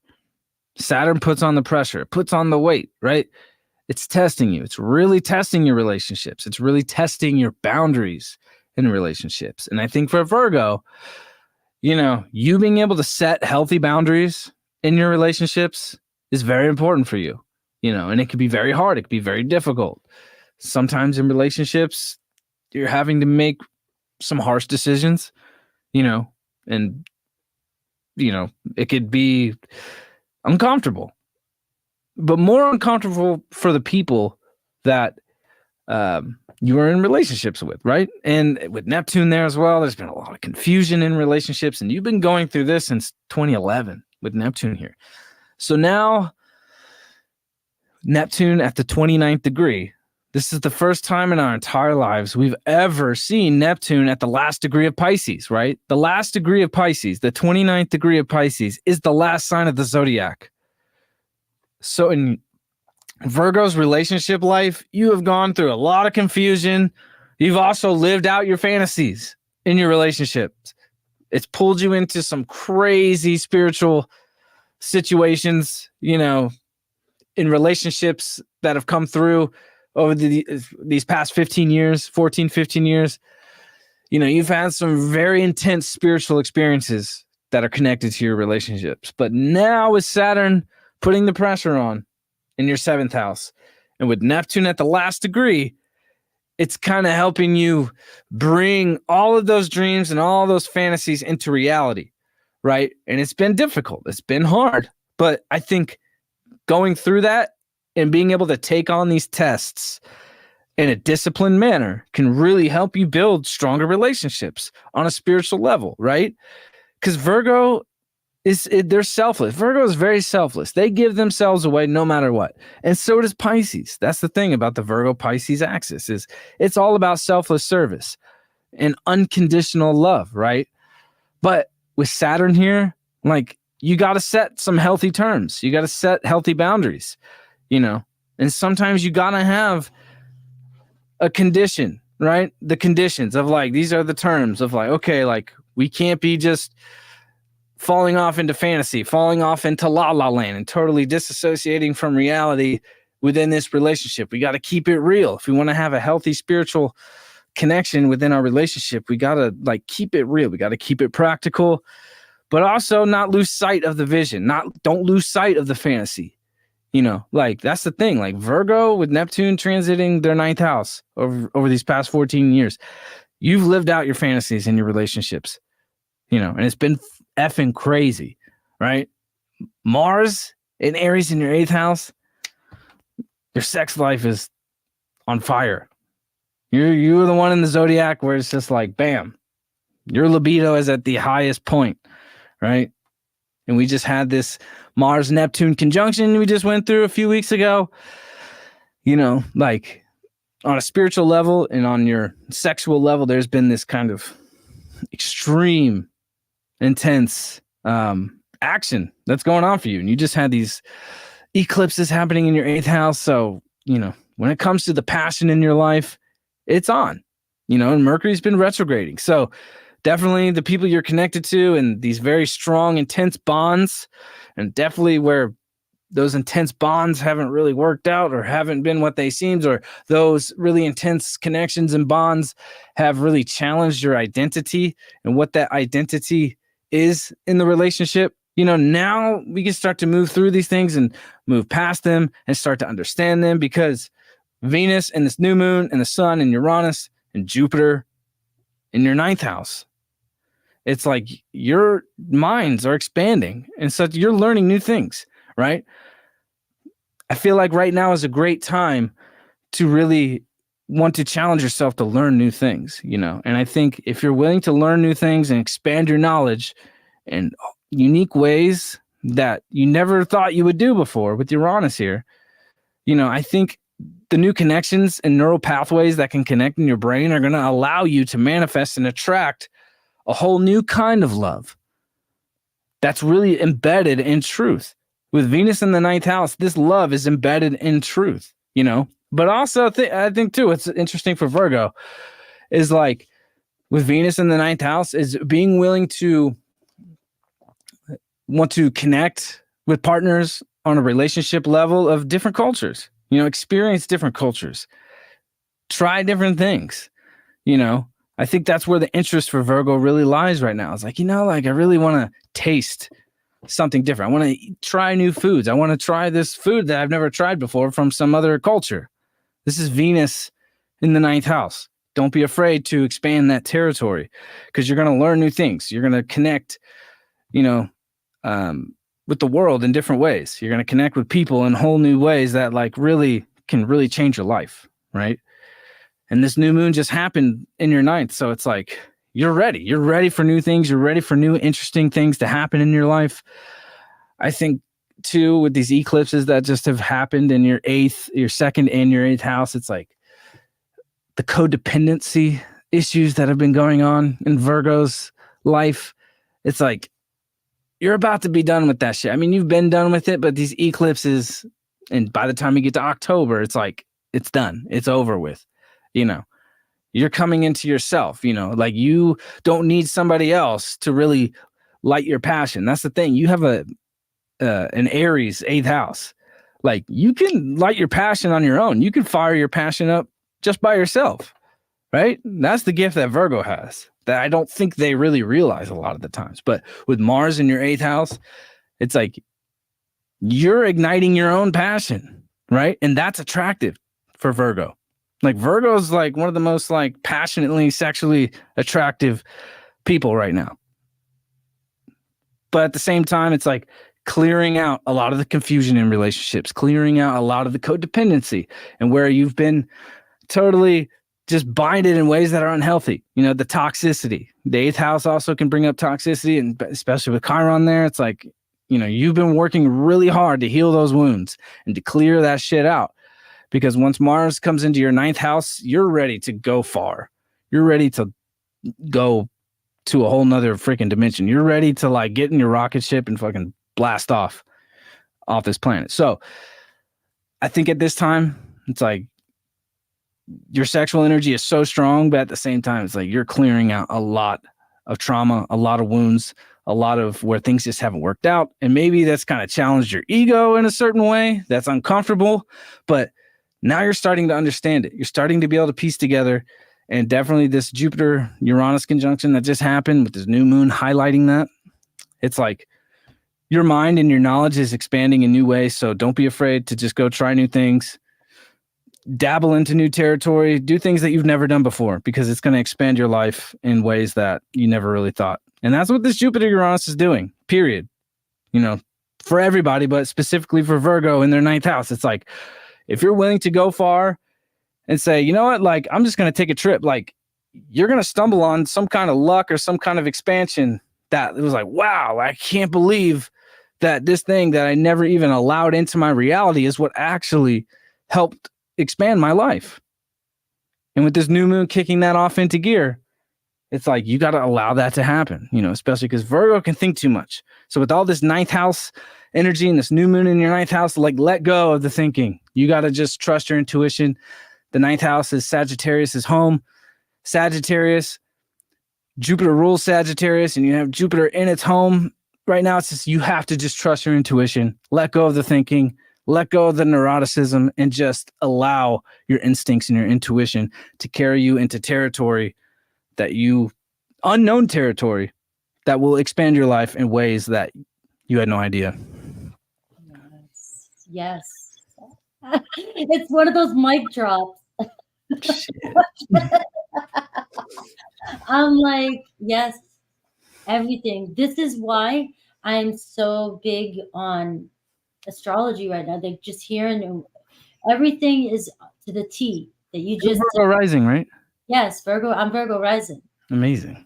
Everything is to the freaking T, to the T. The codependency, the relationships, for Virgos dealing with all this for so long, and the dance between the codependency and the fantasy and the reality, the healing, the Chiron. Oh, holy crap. You know, I mean, all this stuff that's been going on, the Jupiter and Uranus in house 9, there's been nothing but this whole time. All I've wanted to do is just be Taurian, just be embracing, just learning. My knowledge is expanding. Yep. You know, I keep saying in my readings to everybody, you've got to trust that the high priestess comes out constantly. You've got to really get out of your head, Virgos, and we overthink. Everything has got to be, you get a Virgo before they go anywhere will have everything planned and plotted down, and they have to know everything that's going to happen before it happens, because it's got to be perfect. They want everybody's needs met, their needs met, everything perfect, everything. It's a service energy, right? But we're going to make sure that you have the best time, the most comfortable time. But now it's like we can't know everything that's coming. We're expanding right now, and we have to just trust the process as we're going and not to overthink.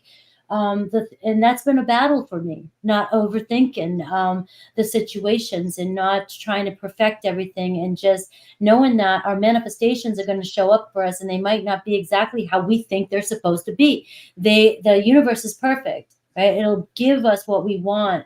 It shows up when you least expect it, and it's never exactly how you thought. And I've just seen it in my own life happening. And I'm seeing all these closing of relationships, setting boundaries. The hardest part for Virgos, I think, is when we do set a boundary, or Virgos set a boundary, it can come across so, and the other person doesn't like it. Because they're used to us doing and servicing and giving and always. And then so when we do have to create this boundary with other people, it's like, oh, what? what, you know what I mean? And we have to set these, we have to learn, but bottom line, learn boundaries. Right. I've got the Six of Swords, the overall energy, which is, I forget what other sign I pulled this for, but the pardon of the Red Seas. Things are getting a lot clearer for you. And this is about taking what you need and leaving the rest behind.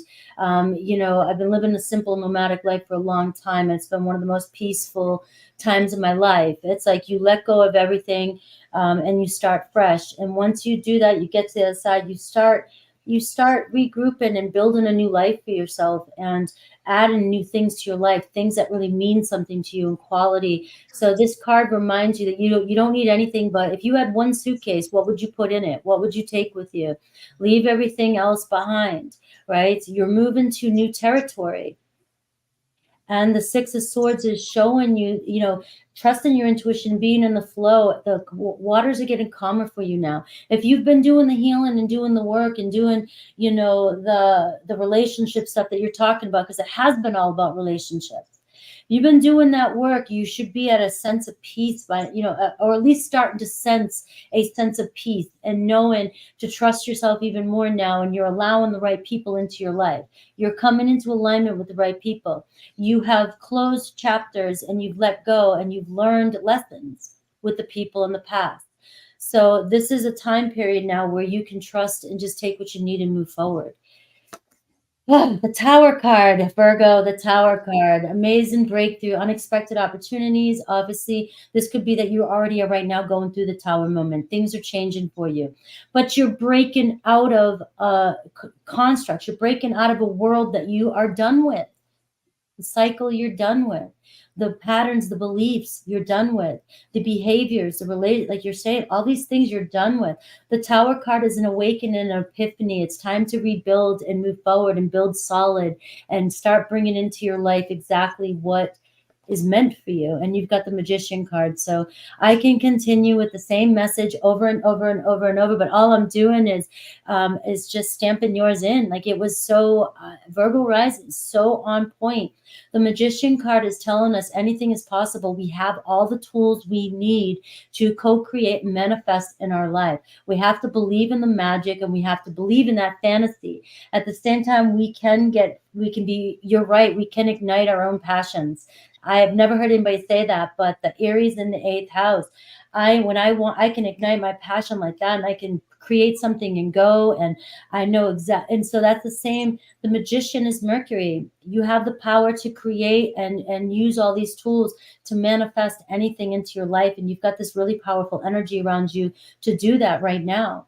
Start imagining and using everything, all the tools you got to rebuild your new life, the next chapter of your life. And I believe the next 30 days, you know, for me anyways, being a Virgo rising, I'm using this time period right now because you're saying this is the biggest new moon and it's going to affect the next couple of years, you know. So for me, I'm taking this time period and I am manifesting my next couple. I'm manifesting big. And that's what I'm getting for Virgos. This is time for you to manifest big. All right, you got the Ace of Wands, you know, manifesting, creativity, but you know, you've got all these ideas. The Magician card, grab them, make magic work for you right now. All right, fully beautiful, awesome, inspired energy for my Virgos. Wow, that was awesome. That was a badass reading for Virgo. That was so bad. That was so on point. I was like, you're telling my team, you're giving everybody my information away. Although I'm waiting for the sexual stuff to all come in. I'm using that for the magic to manifest. Right? Yes.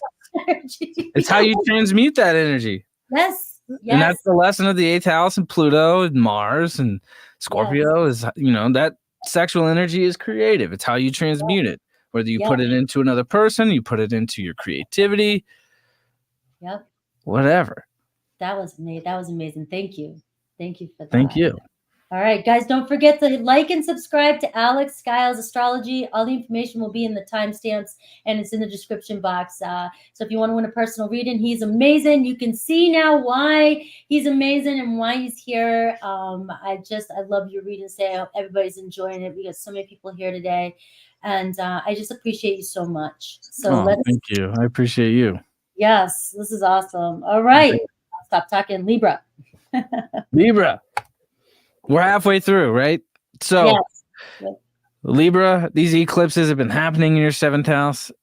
You give yourself away too much. You lose yourself and other people far too much. And I feel like with this Chiron North Node conjunction that we just had, the eclipses that we just had, is really helping you regain your sense of self and your identity and who the F you are in a relationship, right? You're so good. And it's like you maybe, I mean, for Libra too, it's like also realizing it's like, I got too many relationships going on all at once. Libra can be very 1 foot in, 1 foot out. It's like, yeah, you make like 10 plans in one day at the same time. And then they're people pleasing all the time. It's like these eclipses have really been triggering you in this Chiron with these eclipses and Mercury. It's really helping you really gain some strength in your relationship area of your life and really helping you reinvent yourself so you can actually be a better person as an individual and as a unique individual within your relationship so you can have healthier relationships. And Mars is going to be kicking that into gear. With Mars and Aries in your 7th house, it's going to conjunct the North Node here very soon. It's like you're ready to really put that into action. It's like, okay, like I'm actually going to, focus on myself and my individual healing and my identity so I can be better in my relationships. Because that's been the issue with Libra since the nodes have been here, is that these eclipses have been awakening a lot of karmic shit where it's like, damn, like, I can't just be like in a relationship with 10 people all at once. It's like, I can't just like, have 5 girlfriends or 5 boyfriends or whatever you're into. Like, it's kind of like streamlining things. Libra will go in multiple directions. When we're talking about Aries and Libra, we're talking about cardinal signs. The directionality of the cardinal signs. Aries goes straight. It goes head first. Libra tends to go in many directions, right? And it gets caught. Aries can streamline things so easy because it will, for better or worse, put all of his eggs in one basket and just go. Libra has many eggs in many baskets. So in this moment, in these eclipses we just went through, has been karmically awakening your soul to find better balance. It's like, okay, like I have all these different baskets with all these different eggs. It's like, well, maybe I only need these few, right? These are the ones that really matter. These are the ones that make me better. These are the ones that help me be a better person, be a better individual. And all these other ones are really just toxic and codependent and really not helping me be the best version of who I am, right? So this Jupiter-Uranus conjunction, this new moon that just happened with this Jupiter-Uranus and Venus in your 8th house, financially, I think you're going to have a lot of luck being able to connect on a level of business partnerships, right? There's a lot of opportunity that's going to come through, that's going to expand and show up in your life. And I don't throw this kind of stuff out there as an astrologer too much. I'm not the astrologer who's just going to be like, oh, like every day's lucky for you. But with Libra and Jupiter in your 8th house, there's going to be a lot of amazing opportunities that really show up, but it's going to be coming from other people. The 8th house of Scorpio, where all this is happening for you, rules other people who are willing to support you. There's going to be new people showing up in your lives, and probably from some unexpected places with Uranus here and with Venus. I mean, there's massive financial opportunities. There's massive partnership opportunities, massive romantic and sexual opportunities. Maybe for some of you who have been in relationships for a long time, maybe some of you are getting engaged.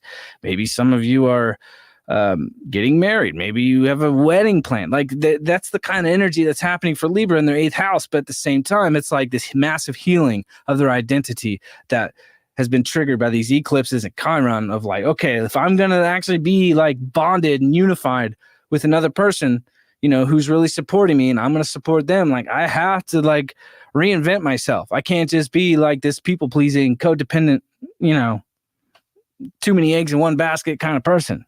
You know, now is the moment where you're starting to streamline your identity and starting to streamline, you know, what you want your relationship life to look like, you know, because there's been many relationships with this Chiron in Aries in your 7th house and with these eclipses. It's like there's been things that haven't worked out.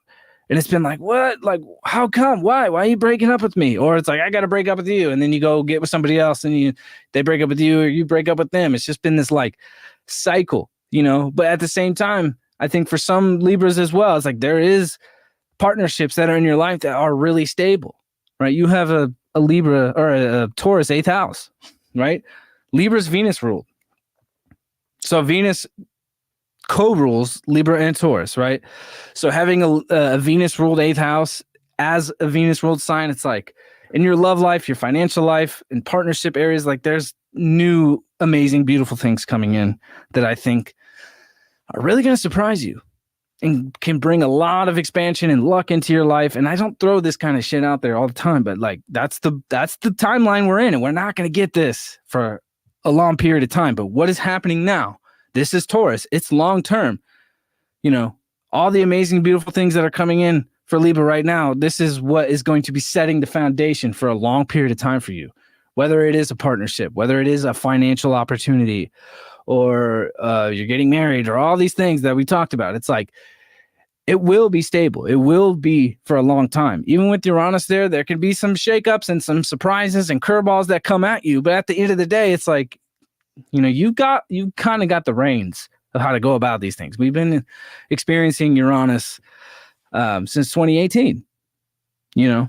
So there's a whole new reinvention that's going on as your personal identity and what your personal identity is in relationships, but also a massive transformation with Pluto in your 5th retrograding.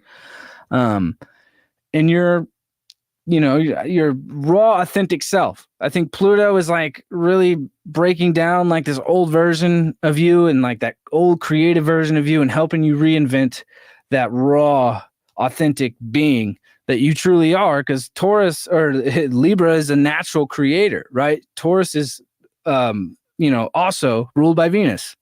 So these Venus ruled signs, they're natural creators. They're natural attractors of love and money and finance and beauty and all these things. But with Pluto in your 5th house, it's reinventing that creative part of yourself, you know, and finding new ways. You know, if like people you're connected to in creative situations that like aren't really working out, like you got to let them go and you got to do your own thing. You got to be willing to blaze your own path.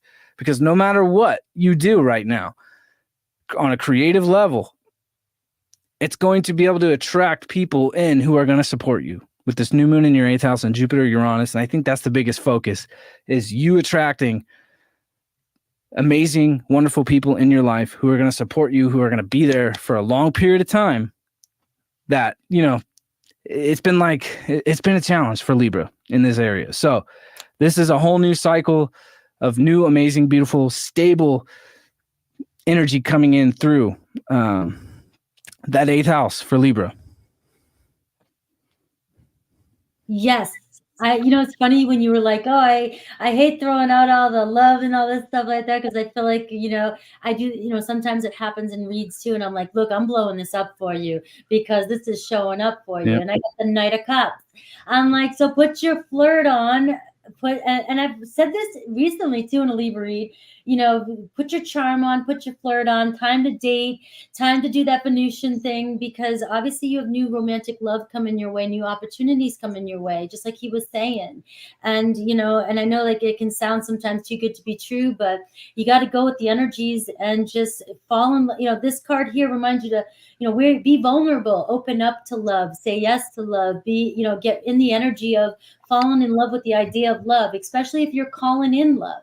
I mean, you've got to be real with yourself. If this is what you really want, you've got to own it and go for it, because the opportunities are here for you.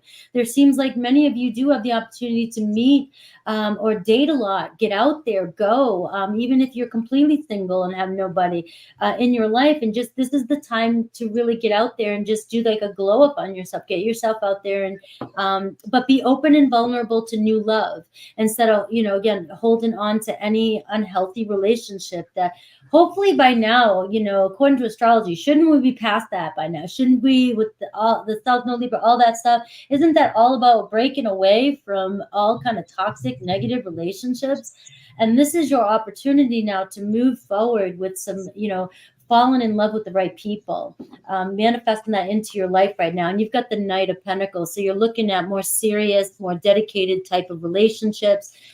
You're looking at the long haul. You're looking at putting the work in and working with somebody or connecting with somebody who, you know, is more down to earth and practical. And, you know, this is Virgo energy too. So it could be somebody, you know, with these qualities. But we see that more serious and long-term relationships coming your way. This can also be work-related relationships. It doesn't always have to be partnerships in romantic love, even though that obviously you have the two knights showing up for you. It's showing you movement in the workforce. It's showing you your hard work's paying off. It's showing, you know, tap into that determination, keep going with it. You're almost to the top of the mountain. All right. So you are seeing here opportunities coming your way and growth in your material and finances as well too. And the way I feel like is when you tap into the natural, this love, this romantic energy, and you go into this energy of putting yourself out there to attract love in, I feel like the work and the rest of your life is going to even go a lot further. It's like some of you may be feeling stuck in your life because you don't have the right people in your life. But when you start attracting in the right people and you're feeling in love again, and you're just feeling this loved energy, even from a best friend, your work, your life, everything is going to start moving full, you know, a lot faster forward. So that's what I've got towards the 10 of Pentacles. 10 of Pentacles is it's your birthright. Abundance is your birthright. All right. This is the card of success. You are moving towards success with the Knight of Pentacles. The 10 of Pentacles just reminds you that we are here. We are blessed. We are birthright is abundance, and that's Taurus season. I just want to remind you guys that, and you have to remember that, you know, you can have this 10 of Pentacles. Some of you have been busting your ass to get there, and it's showing here that a return of investment, you may start to see abundance increases in your life over the next 30 days.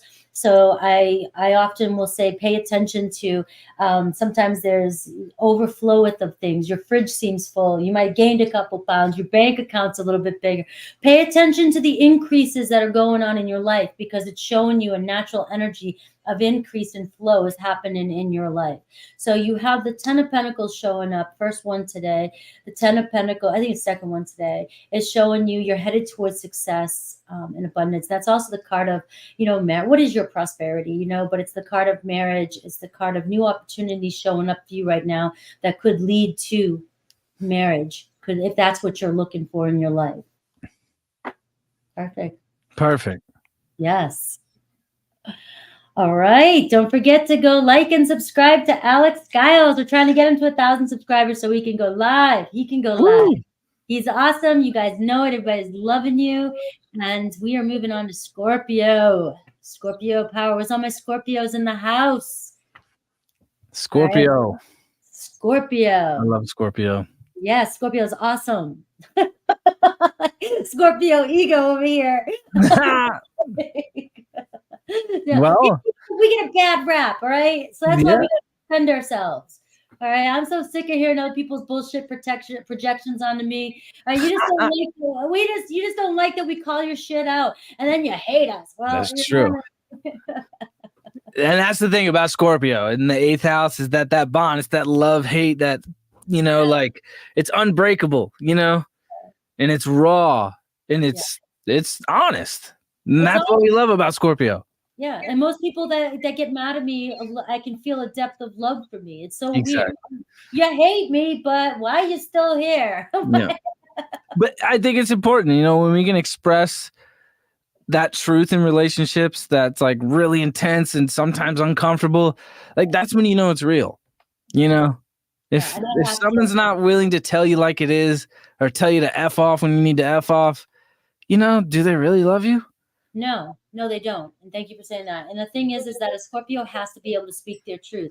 And Yeah. that's one of the biggest things with Scorpios is, being extra sensitive and having to repress for so long because Mhm. of other people that we don't know how to express at times. And then when we do, it always seems like we're stinging or we're coming across hardcore when we're just trying to get the practice of being able to speak our truth like everybody else can. Yeah. You know what I mean? And Mhm. if you really love a Scorpio, you can teach us how to be gentle. You can teach us how to speak the truth to you, and, Yeah. all right. I could go on a rant with Scorpio. Mhm. I'll let you go. You are the Scorpio queen. Yes. Absolutely. Well, I mean, I think the biggest focus for Scorpio is your 6th house right now, and your 6th and 7th house. So your health, your work life, and your relationship life is the biggest focus for you. But also with the South Node in your 12th house, that's really triggering your 6th house is your physical health and your mental health and your spiritual health.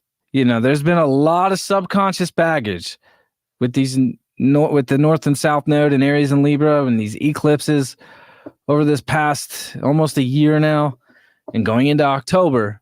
That's going to be really going on until January.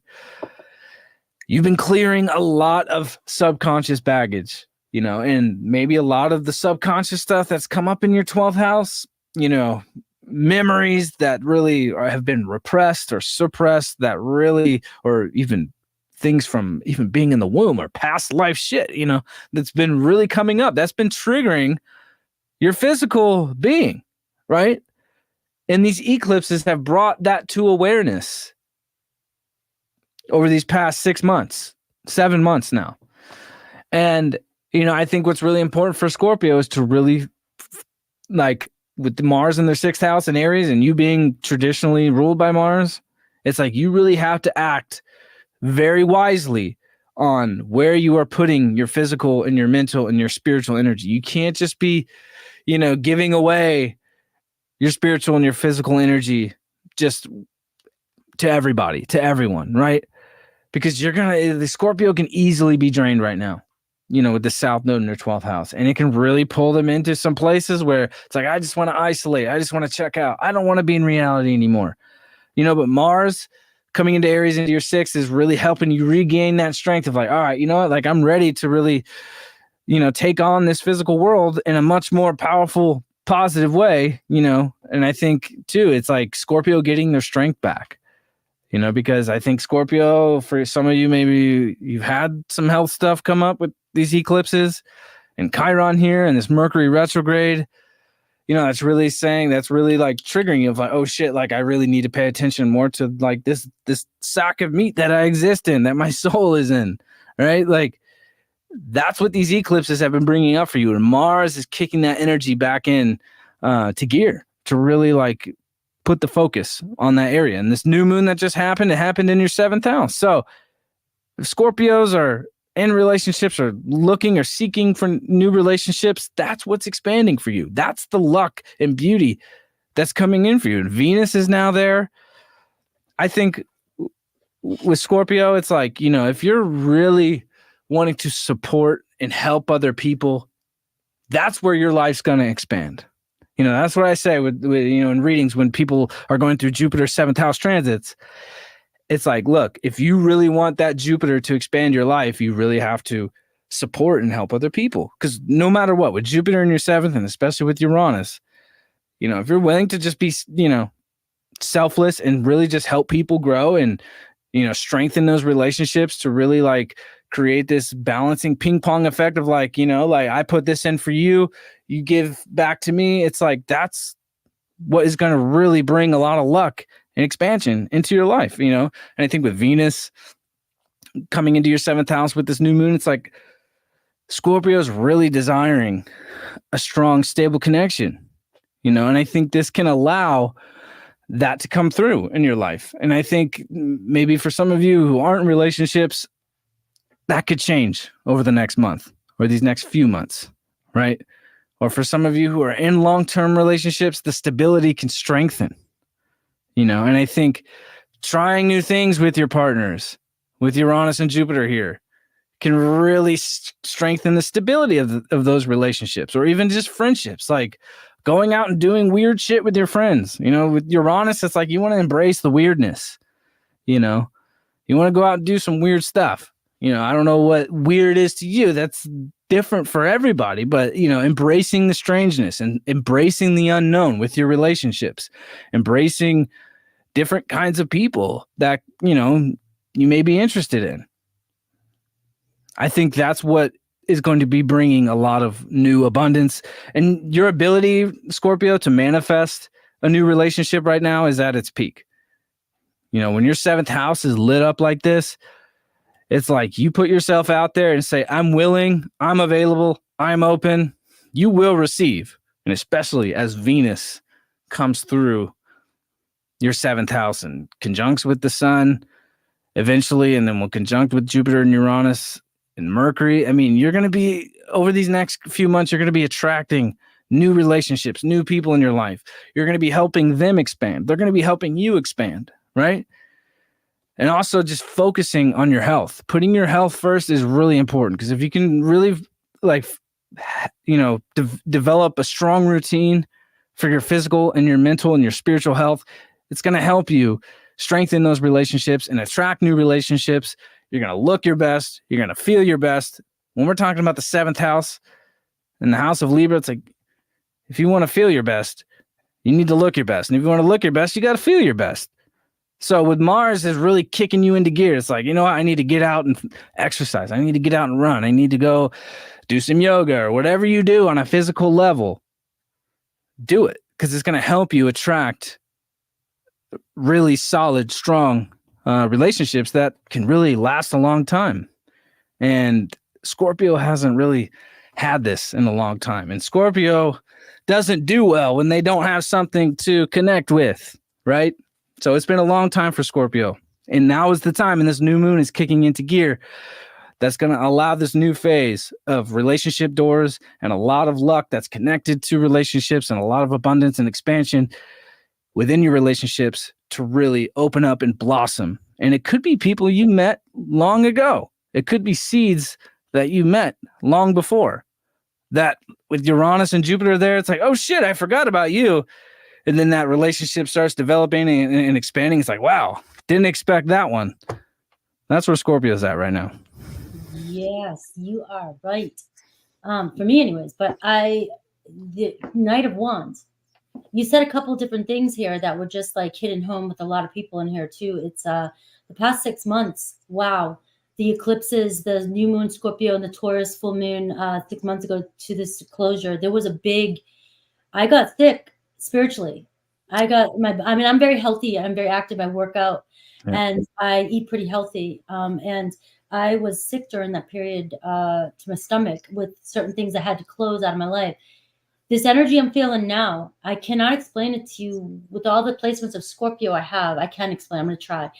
This Taurus energy is stability. You said stability. You said, you know, there's this feeling of this Taurus brings stability to Scorpio in a wild way. And I'm feeling that extra strong right now, which is why I've been feeling on fire. And the word passion and intense with Scorpios right now, we have the ability right now to manifest. Like, I am so in tune, and you are right. We cannot waste our energy on, we will get drained easy right now.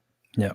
I will get drained so easy right now if I don't stay focused. And I am so hyper focused through Taurus season, getting everything together, manifesting, doing everything. And my energy, when I'm consuming it like that, I am master manifester. I can get so much shit done, but other people in other situations will drain me. So we have got to, as Scorpios right now, if you want to utilize this energy, like you were saying, everything made 100% sense. This is the foundation for you to attract in passion. You know, you have people don't realize how ambitious Scorpio is, how fiery, how passionate, how when we want something done, we get it. We can make it happen, you know, and that's the energy here with the Knight of Wands is shown. Bring your passions to life, tap into that energy. And this is time to go. This is time to move towards your what you want to bring into your life, the new, healthy, stable relationships. because I believe the past 6 months was about releasing unstable things, unstable relationships in our lives. And now it's about building and feeling secure and safe, because a Scorpio does need to be with somebody else, need to connect, need to have friends, needs to have a community to merge with. And, you know, they say often other people's resources, right? And I think some people take that and run with it. You don't understand that if you are Scorpio's resource, Scorpio will manifest more for you in return. That's how it happens that way. When we're allowed to merge, when we feel stable and strong and we can trust the people that we're with, magic can happen. Right. And that's what I feel like with this Knight of Wands, magic happening. All right. You have the Hermit card. The Hermit card is everything I just said about. It's time for us. We can be very introverted and extroverted. Right. And when you're feeling your energy pulled, it's really about solitude for you right now, and staying focused and keeping your distance from any kind of toxic energy right now. The Two of Swords to me right now is making a decision, making a choice coming in your life.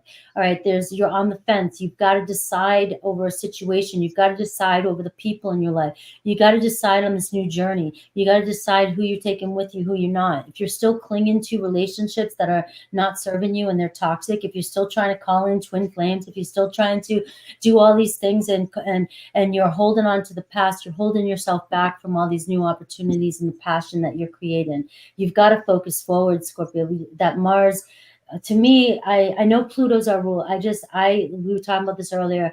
I feel Mars. And I feel like right now it's time to, one way is forward.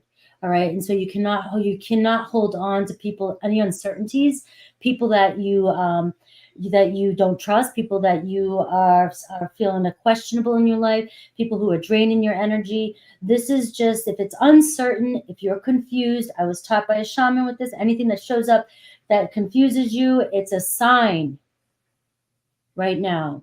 It's a sign. If you are confused, or somebody's leaving you confused, or you don't know where something stands, and you ask somebody and they can't give you an answer, that's a sign.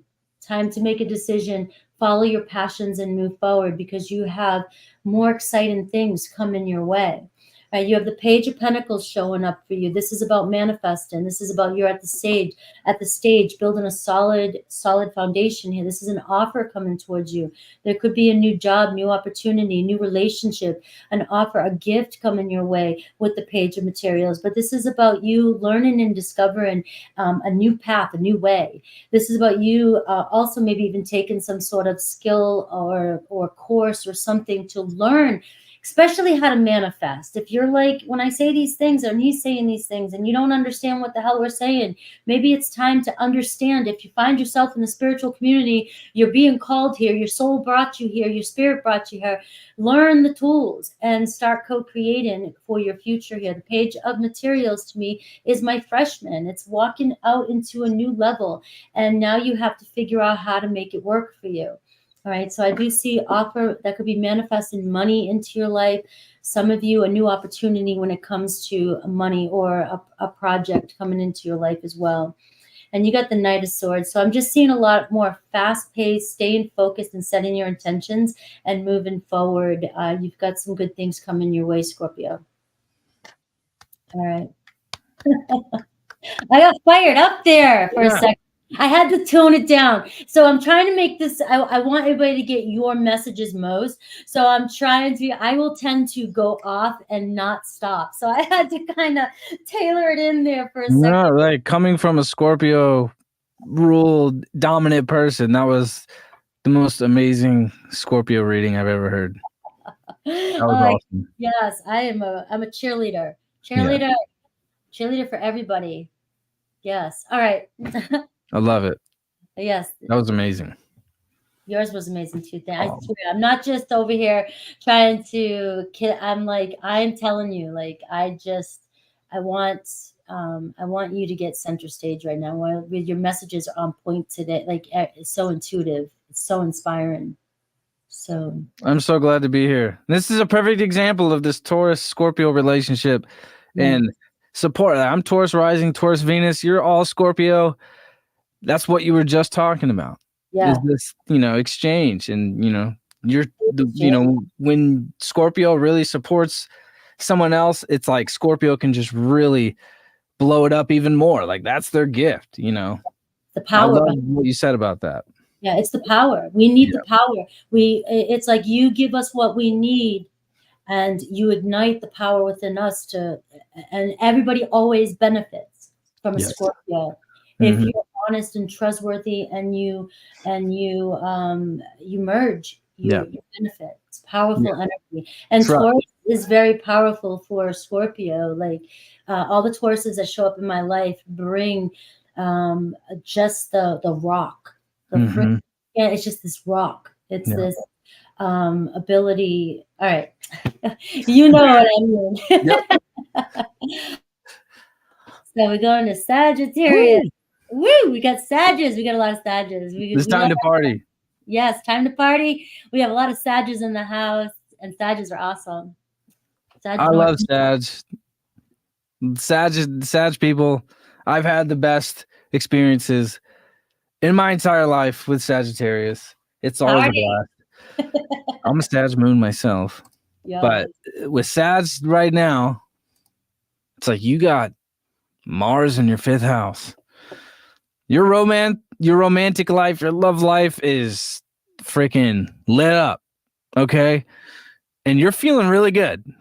Venus is in your 6th house. This new moon in Taurus just happened in your 6th house. This Jupiter-Uranus conjunction just happened in your 6th house. Your work life is expanding in very new ways. You could get a raise right now. You could get a new job that you want to. You can get new work, that could be really stable for you, along with new romantic connections, just really like ready to go. And, I think on the family side of things, there's been some challenges in Sagittarius's families. There's been confusion in your family life, and definitely where like you've been trying to feel secure, but at the same time, it's like, you got all the stability you need in your work life, But what's important for Sag too is these eclipses in your 5th and 11th house is like you've really been letting go of people who you thought were your friends, and really like, I give myself away to all these people who I thought were my friends who really weren't my friends. And like it really puts a damper on my own like ability to create and express myself. We just went through that crazy eclipse. It was a great eclipse, actually. It's a very healing eclipse. But now it's like where the healing is happening for you and where these karmic shifts are happening for you is in your 5th house. The 5th house is the house of Leo. Mars is there. You're ready to create. You're ready to express yourself. You're ready to like have passionate, deep romance. And it doesn't, for Sag, and this is very typical Sag. With Mars and Aries in your 5th house, it doesn't need to just be like this committed thing. It's like, like Sagittarius is very, ambiguous. You don't need to attach to anything at this moment because the only place you're really attached to is your work life and your health. And your work life and your health is in good shape, is in the best shape. In that area of any sign in the zodiac, you got it going. You got stability in your health. You got stability in your work life. And this new moon just happened there. So all kinds of new things are coming through, and you can really level up in your work. Your health can really increase tremendously, and you're looking your best. You're feeling your best. You're one of the most attractive signs in the zodiac right now. Taurus and Sag and Scorpio are the most attractive signs. But like with Mars in your 5th, it's like everybody wants to jump on you right now. That's what Sag is going through. And at the same time, the fact that Mars is finally in your 5th house and you've been going through Chiron in your 5th house, it hasn't really been that way for a long time, probably 2 years, and there's just been a lot of massive changes in your creative and romantic life. Big time. And probably a lot of wounds and definitely where things just have not worked out. And it's like, fuck, like every time I try to create something new or I try to connect with this person romantically, it's just as like, it goes in this crazy loop and it just leaves you kind of empty. Now Mars is really starting to fill you up. And when Mars conjuncts the North Node in Aries, it's like you are going to be ready to blaze onto a new path. So getting your creative energy in line right now and taking the creative sexual energy that's coming through with Mars. In your 5th, you want to grab a hold of that and just release it to wherever you possibly can right now. But you also want to streamline it. Because like I said, it's like with that South Node in your 11th house, it's like you're done just giving it away to all these different kinds of people, right? You've been connected with so many different types of people, maybe across the world, or definitely with the South Node in your 11th, just, maybe you haven't been willing to just put yourself out there. Maybe you want to put yourself out there and connect with people on a spiritual level, because that's what Sag does best. It naturally understands the philosophical and spiritual ways of things, but maybe you've been afraid to put yourself out there and connect with people, especially through technology. And with that South Node and your 11th house has been kind of a struggle. But now with Mars there, it's like you got all these new creative ideas and you want to put them into action, and that fire's lit for you. And it's going to really help you heal that area of your life. And by the time you get to October, you're going to be through it. And definitely by January, you're going to be past that shit. So your work, your health is good. But this full moon, this is your full moon that we're coming into. So this is a massive ending in your 1st house. So once again, you're reinventing your creative self. In the ending of this yearly cycle of, like your beliefs, for instance, have been really kind of like taking a massive shift. So I think this full moon is really going to be breaking down any sort of beliefs or ideas or philosophies that just have not been necessarily true or realistic, and help you really formulate new ideas and new philosophies to understand the world and how the world has changed, because the world is not the same as it once was. And the world is changing much quicker. And Sag has the ability to understand that, much greater than a lot of other people. Their ability to teach and share knowledge and acquire knowledge and express that it's natural for Sag. So your ability to just be out in the world and deliver information to people on a deep level is your gift. It may be whatever Mars in your 5th house is allowing you to or is pumping into your energetic field.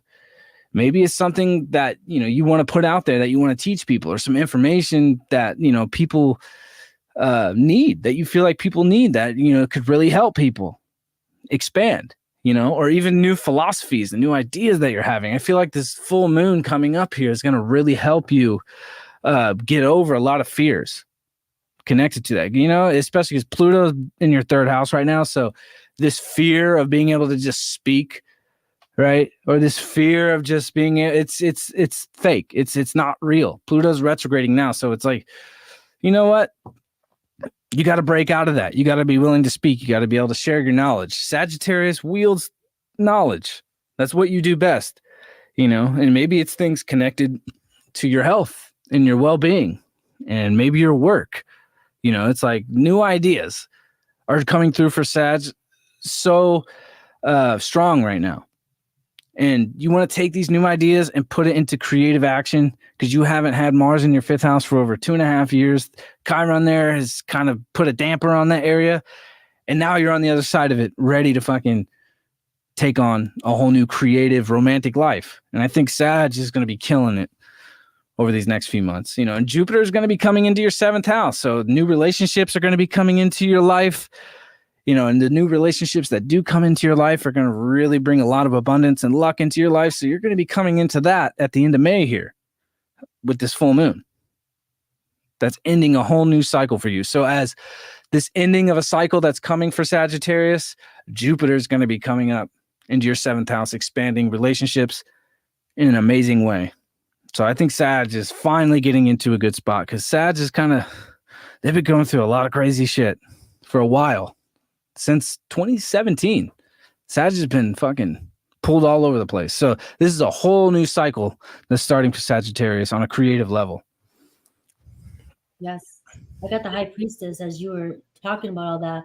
It seems like a very spiritual time for Sagittarius. And when I pull this card, sometimes it reminds us to listen to the downloads we're getting, and listen to, but as you were speaking and talking about speaking and teaching their truth and your new belief systems and stuff, this to me is like, don't hold it in anymore. Like, trust what you believe and trust what you're getting, trust your messages, trust your instincts and your truth, and follow it, but also teach it. Like you were saying, it makes sense. So it does feel like a very spiritual time for Sagittarius. And I have the King of Pentacles underneath that as well too. So there's that's the Muse of Materials is showing prosperity, and it's showing growth and abundance. And it's also saying, this is your end game as well too. It's like, trust the nudges the next 30 days of where you're being pulled to go. New opportunities coming your way. You could be seeing some growth and abundance in your material world. But if you're not slowing down or paying attention to what's going on in your inner world, you may not catch the nudges and the communication that you're getting and the insights that you're getting of where to turn to get to where it is you're trying to go. Because like I said, your higher self knows where you want to go. And there's going to be some strong signs coming in for you, maybe even during that full moon, manifesting for you during that time. So very spiritual time and leveling up. And you got the Temperance card. So the Temperance card is allowing things to unfold, and also divine time. Like everything it's reminding you that you are right where you're meant to be, everything that you've been going through. So it's going to be more so a very spiritual time for my Sagittarius, is to just trust the flow and stay in the flow. Your life's starting to restore itself back to balance here. And the Temperance card is just trust in the process right now. Trust the process, trust what you're believing, trust the changes you're going through, and trust that everything you've gone through has brought you to this point for this reason. And that the Temperance card is a reminder that everything is perfect and everything is right where it's supposed to be. You have the Wheel of Fortune manifesting for you as well too. Now you have 3 major arcana showing up for you. So it really is just the Wheel of Fortune is luck is on your side right now. You're very lucky sign, and the wheel is turning in your favor.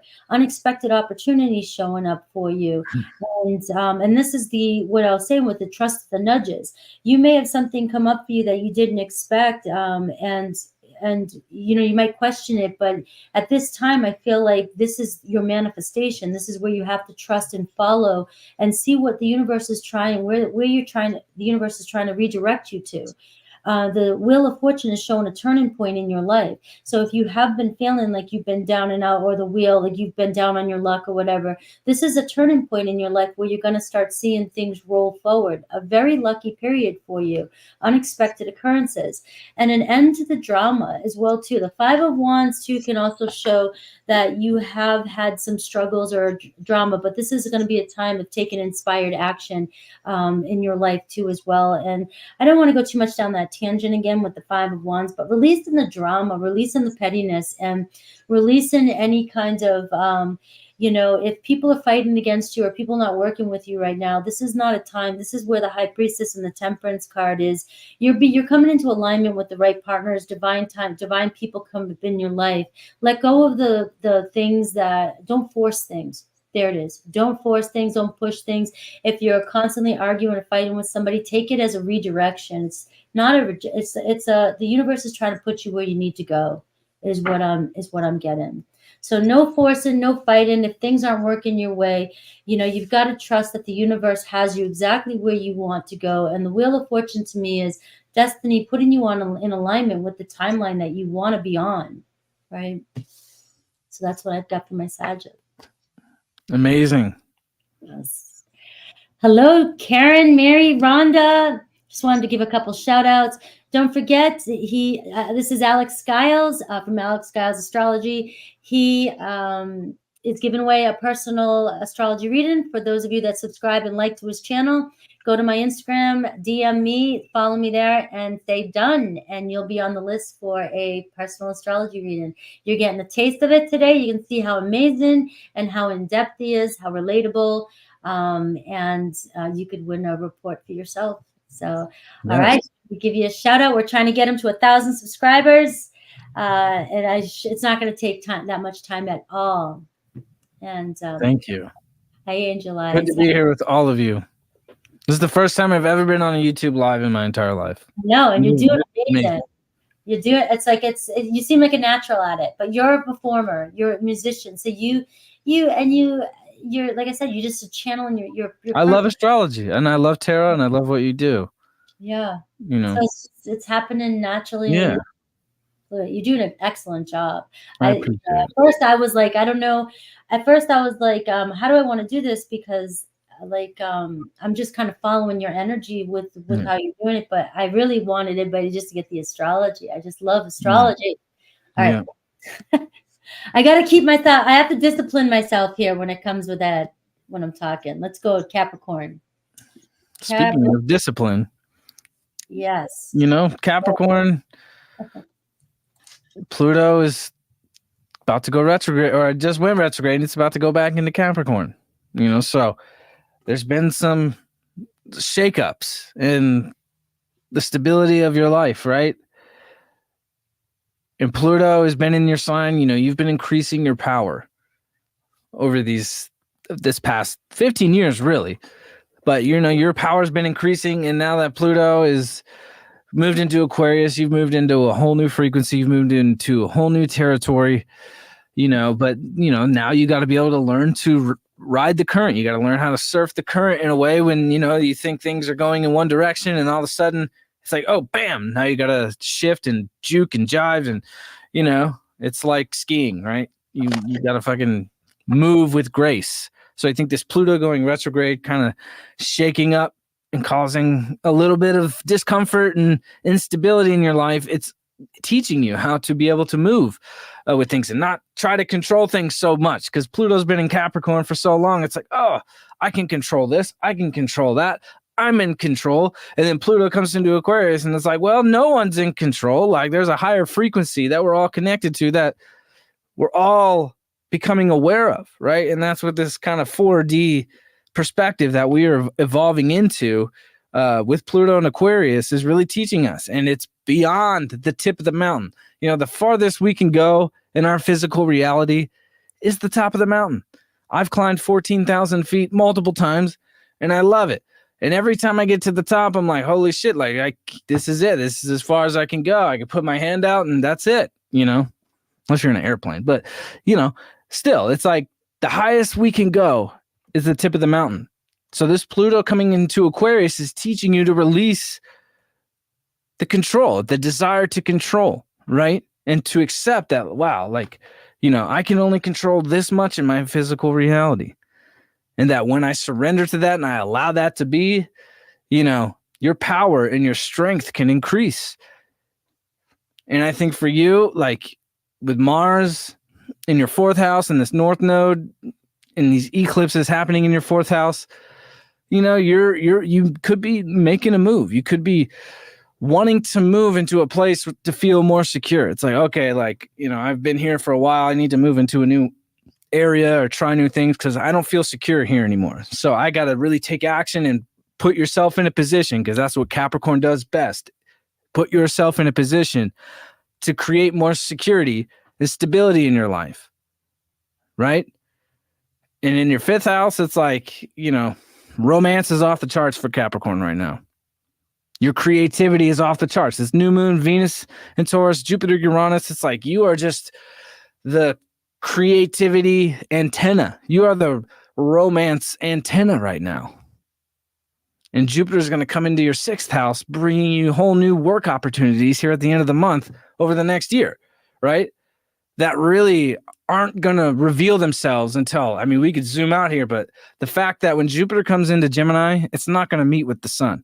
So these new work opportunities that are going to be coming in for you, they may be expanding really over the next 12 years. So it could be a very slow process. And that's great for Capricorn, because Capricorn knows how to strategically make moves over a long period of time and be patient to place themselves where they need to be. And these new opportunities that are coming in for you, you know, are going to take you into new environments, take you into new places, you know, teach you how to communicate in different ways, you know, different work environments. But it's going to be a long process. It's going to be expanding over these next 12 years with Jupiter coming into Gemini, right? And Venus in your fifth, This new moon in your 5th, it's like your creativity, your love life. I mean, you're good in that area, right?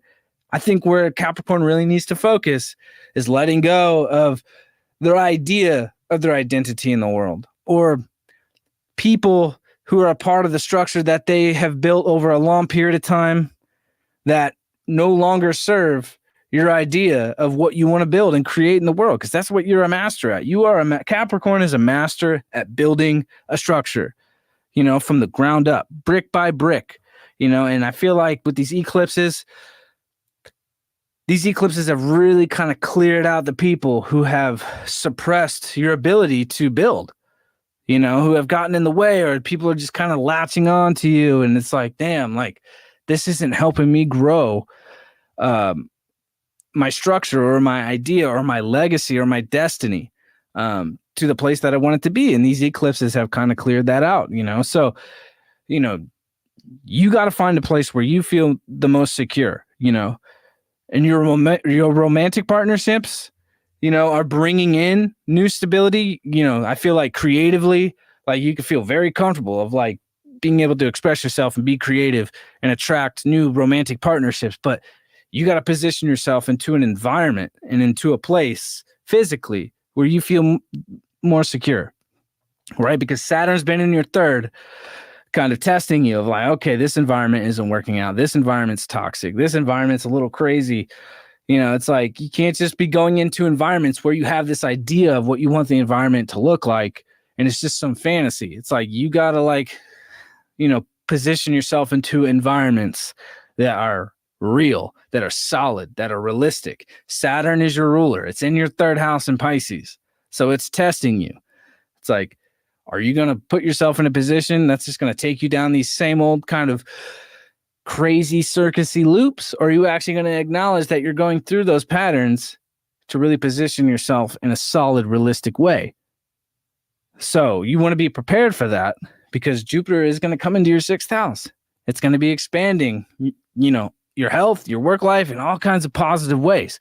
But then it will square Saturn as well, kind of saying, okay, like, you know, my work life is doing great. My health is great, but I don't like my environment. You know, you got to position. I think that's the biggest thing for Capricorn, is positioning yourself in an environment that feels secure, and also accepting that you can't control everything, you know, because the new stability that's coming into your life is coming from what you create. The love that's coming into your life is coming from what you create. What you create out into the world with your ideas and your raw, authentic self, with your 5th house Taurus, where this new moon just happened and Venus there, that's what you're going to attract. Is when you're willing to create and express yourself, you will attract. And if you have that vision, it will come to life in ways that you never expected before.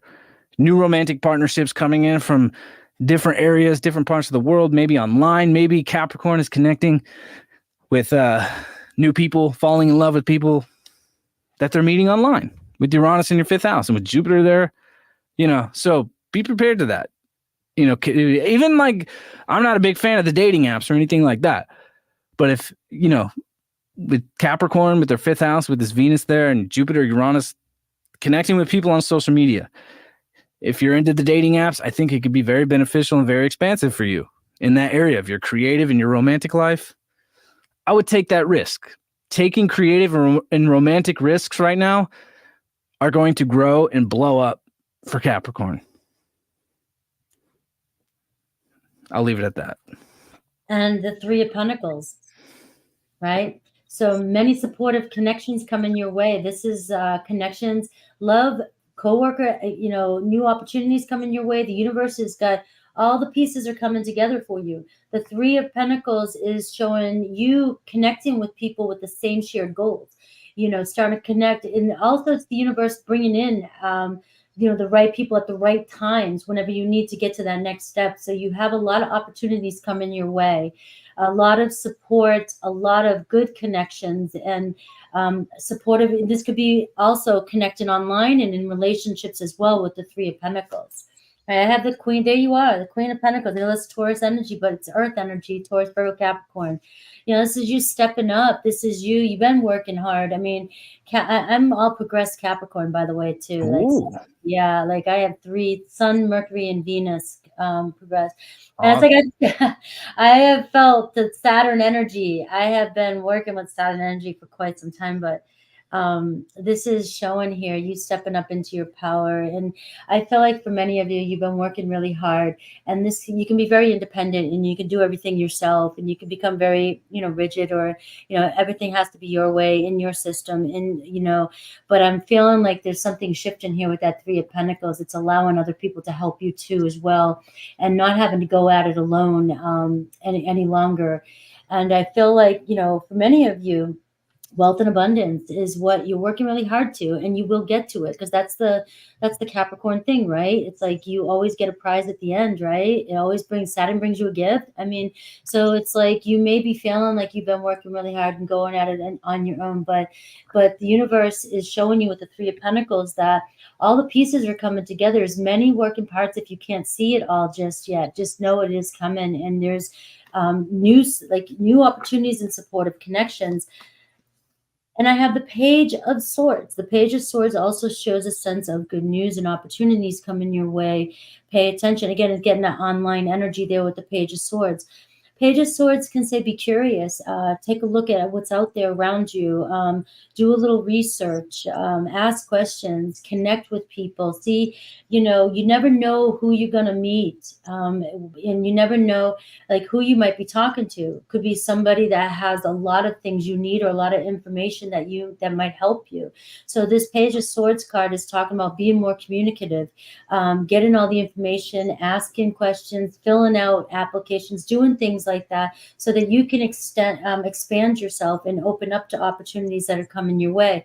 Once you start putting the momentum out there, you start doing things, I'm telling you, the universe works for you. You have to start showing up. You have to start doing the things to make the connections that, because I hear some of you in my head going, oh, no, that I don't know anybody. Well, are you sitting in your living room and not going out? I mean, you've got to connect. You got to get out there and work with the energies that are coming up. This can show good news if you've been waiting on news to come in, finally getting that clarity. The Page of Swords can also say, not worrying so much too about how everything is. You don't need to always know everything about how something's going to get done, or what's happening on the other side. This is going to be about also trusting the process as well, and knowing that the right information will come at the right time.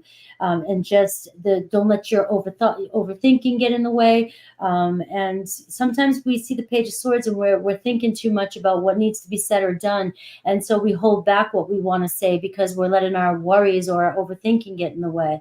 So just be aware of that as well, any overthinking. And I'm seeing the Ace of Swords. So you are having some sort of breakthrough when it comes to communication in your life, connection in your life, good news and justice in your life. So this energy brings a fresh start, a fresh energy, a fresh insight, an epiphany, some sort of clarity coming through for you, and a new supportive connections as well. So keep your eyes peeled for new information, new things people are saying, things that you're reading, offers and opportunities is what I've got. Amazing. Yes. Capricorn's killing it. Yeah, Capricorn is. That's why, like, sometimes, like, when I'm in my, I know, like, with astrology, you actually go by, you know, all the charts and stuff. But when I'm in the readings or just doing tarot, I connect with the certain aspects of my zodiac that connects with each zodiac, so that my viewers know that I'm embracing their energy as well too. I find it in my chart, and I see how it plays out in my life, and Right. that's why it's so important for you guys to really know your charts. And of course, I'm still a little baby student. I'm still learning it all. But every time I take on a new chunk, I'm realizing how we're all connected. It all affects us in all different areas. And layers. There's so many layers of it. Yeah. And I'm inspired by Capricorn. I've been in tune with Capricorn for quite some time. And yeah, they're absolutely, I got a lot of Capricorns in here that absolutely love me too. Yeah. I love Capricorn. Yeah, I do too. Capricorn and Scorpio power couple. I've had dated a That's Capricorn. true. No, it's true. I've dated, my ex-husband was Capricorn rising, Virgo, and my boyfriend in high school was Capricorn, and we used to have businesses together. I'd make crystal necklaces, sell them at shows. I mean, we just were all about money. Let's make money. Yeah. Yeah. All right, Aquarius. Well, Aquarius is in a very interesting place, I think, because Aquarius thrives in the unknown. It thrives in the unstable energy. You know, Pluto in your first house in Aquarius that just went retrograde. You know, it's like, man, like I've been trying to develop this new person, this new identity, and now it's like shit. Like Pluto's about to move back into your 12th house. So there's this last phase of Pluto moving back into Capricorn where it's like you clearing out and going through this final metamorphosis and this final transformation of your spiritual self. For the past 15 years, Aquarius has been going through this massive spiritual transformation.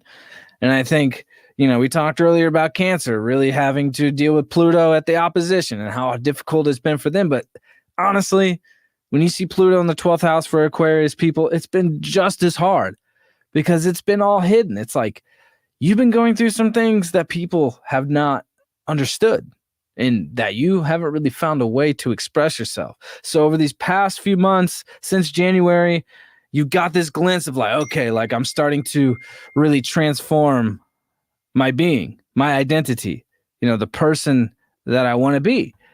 So you got one more phase of that metamorphosis coming through here.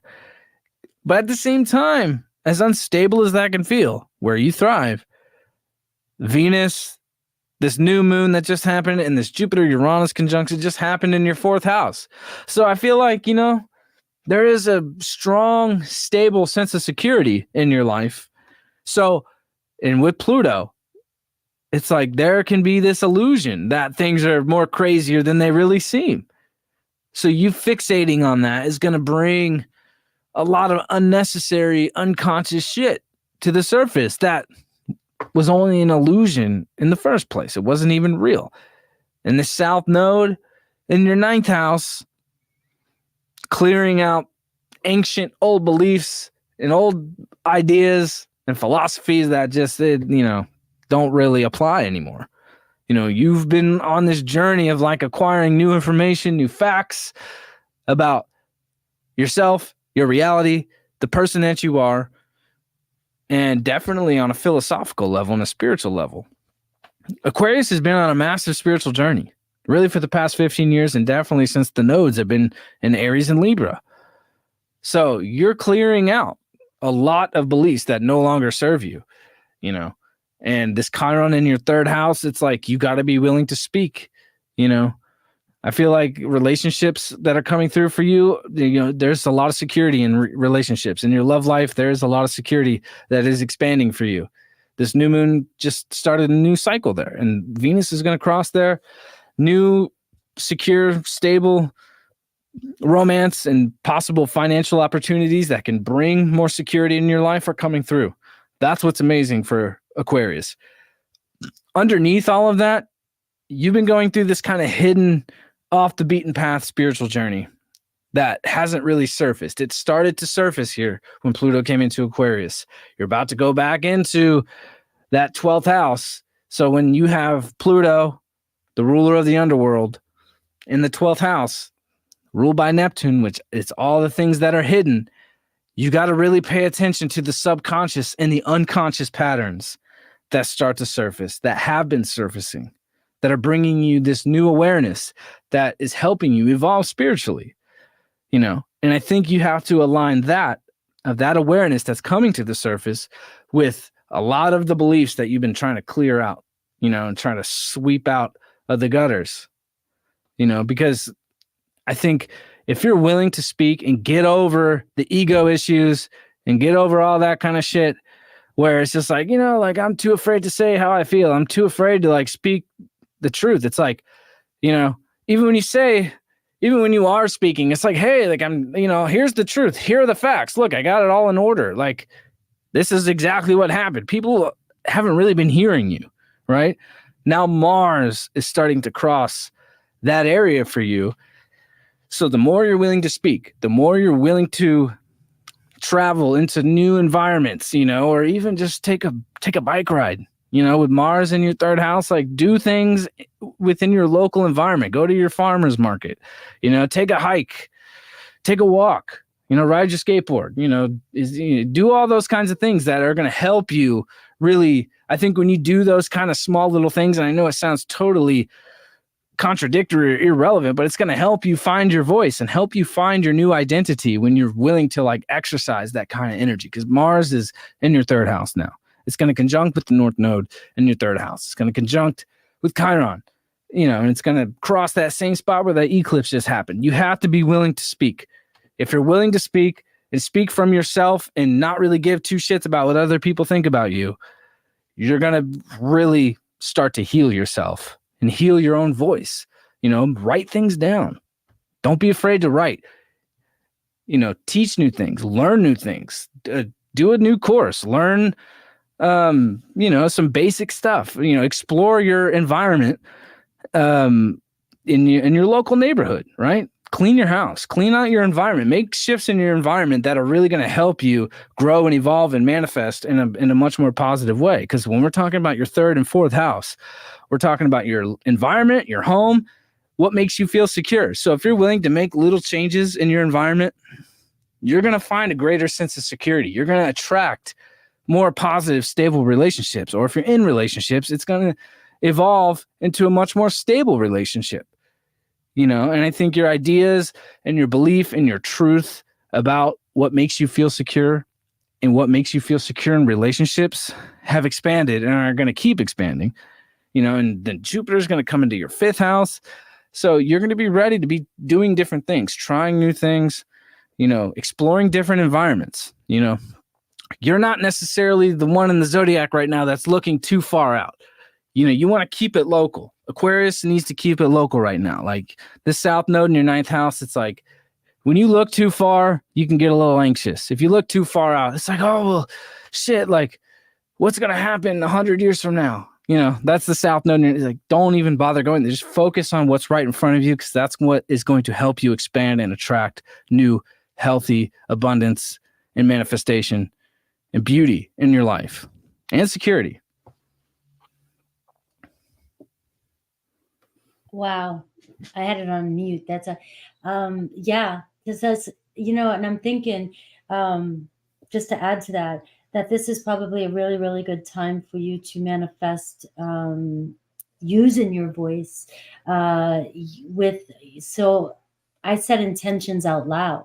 I communicate out loud. I speak to the universe. I don't just script and write, even though like this energy that you're pulling in for them is, you know, scripting, writing, creating, drawing, doing stuff, doing things, that are going to manifest and attract in for you. So it's a very strong, and I kept thinking Gemini energy. You were talking about Gemini feeling confused a little bit too. And I feel like I get that from my Aquarians right now too. And I think when you were saying, look at the bigger picture, that could be what's overwhelming them right now, because they're not supposed to be right now. They are supposed to be kind of focusing in, you know, coming in closer to home and working with manifesting right now on this new moon for you guys to actually go out there and just use your word as your wand. Your word is your wand. And so right now where you're saying, you know, really find your truth, find your voice. If you're feeling like things aren't showing up for you in your life and you're not able to speak your truth, it's because you're saying things that aren't your truth, even if you don't mean to, but you're manifesting that in because your words are probably so potent right now too. So you want to make sure that everything, like the 4 agreements, you know, your word is impeccable. You want to make sure everything that you are saying right now is exactly how you want it to show up, what you want it to show up as, what your intentions are, what you're trying to create, and that it is your truth. So I just felt like add into that with that. And I got the 7 of Cups here underneath, which is also the card of, you know, your imagination and manifesting for the future. All right. So this is the card of getting into your creativity, getting into your imagination, and like the, you know, using everything you've got. Yeah. The Seven of Cups can mean a lot of different things, right? But for certain times, it means certain things for me. And the Seven of Cups for me is our fantasy land, is our imagination, is the ability to create and to also create with the people that are in your life. So if you're talking to the people that are in your life and you want to create faster, and say you have a partner, your friend, your coworker, you manifest together by going into a script out loud about what your dreams, what things would look like in the future, talking about things and setting the intentions and creating together, discussing your dreams with other people. I will tell people constantly what's on my mind when I'm manifesting. Oh, I'm thinking, I just start going off, and I repeat myself often. And the people who love me in my life will be like, "You told me this already. I don't care. I'm going to keep telling you until it happens." Like, you manifest with your voice. You manifest by telling people. And when you start telling people your truth more often, and you're being more creative, and you're just being, yourself, you will start to convince the people around you too. Like, they might be like, "Oh, she's insane," or "He's insane," whatever. But then they start to believe it, and they're on your vibe, and then you build this magic, and that's how you're creating your manifestations to show up in your life, in your world. But you have to speak it into existence. You have to live it and feel it and speak it. And that's the Seven of Cups. And also the Seven of Cups can say many of you have a lot of great ideas right now, and you're not doing anything with it. You're sitting there and you're tucking it, and you're not speaking it out. What if you were talking to somebody outside, walking or whatever, at school, wherever you're at, and you started telling them about your ideas? What if that person said, "Hey, I can help you with that"? This is where, like, that's how it works too. And if you're not expressing yourself or using any of this energy or getting your creativity down on paper right now and writing it, some of you guys could end up being storytellers, writers, anything like that. And you're meant to do something creative and get it down so that you can make it happen. Remember, it's all spell work. It's all magic. You have the Two of Wands. You're sitting on the fence here, right? The Two of Wands to me can be, you have these ideas, like I said, but now you've got to get out of your comfort zone, and now you got to make a decision and go with it. And I always say, choose the path that scares you the most, right? I'm not afraid. I mean, I am. I'm scared shitless of every little thing. Scorpio is scared of every fear in the book, but yet I can jump off a cliff, I don't, you know what I'm saying? So it's like the Two of Wands, though. Choose the path that scares you the most. Get out of your comfort zone. Make that contact right now, and explore. Maybe even try, like, this is the Two of Wands. The Three of Wands is also exploring your local area. Like, is that what you were saying, the farmers market? Yeah, your local environment. Yeah, like, just get inspired. But right now in Taurus season, I'm telling you, Taurus is awesome. Taurus knows how to see the butterflies, see everything that's happening, knows how to absorb, knows how to hear the sounds of the birds, when you're in the midst of chaos, and Taurus is over there going, "Shh, listen to the birds. Did you hear that?" That's what Taurus season is doing for us. So get out into the local area, get inspired, be creative. And Taurus also creates too, and is very, very handsy and creative as well. So that could be what's being asked of you right now, Aquarius, is just get out in your local environment. Many of you might be making some new connections, a date. The Two of Wands in my love readings can be a date, partnering up with somebody, maybe making plans, but you got to get out there. And you might be having, this could be a time where you need to speak your truth to your partners, making sure, or the people that you like, or if you're not getting your needs met, speak your truth, right? There's no more holding anything back. That's what I got. That was amazing. I love what you said about, using your words and being able to write to manifest. Yes. This is something that kind of I realize, and maybe some people it sounds ridiculous or they already knew that, but I did a few weeks ago, I think we may have talked about this, but it was like I heard something and they were like, like, what do we do with words? We spell words. Words are a spell. I was like, oh, no shit, duh. And then it was like, and when we write them down, we write them in cursive. That's a curse. So it's like a spell and a curse. It's like we use our voice and we write to create the reality. Yep.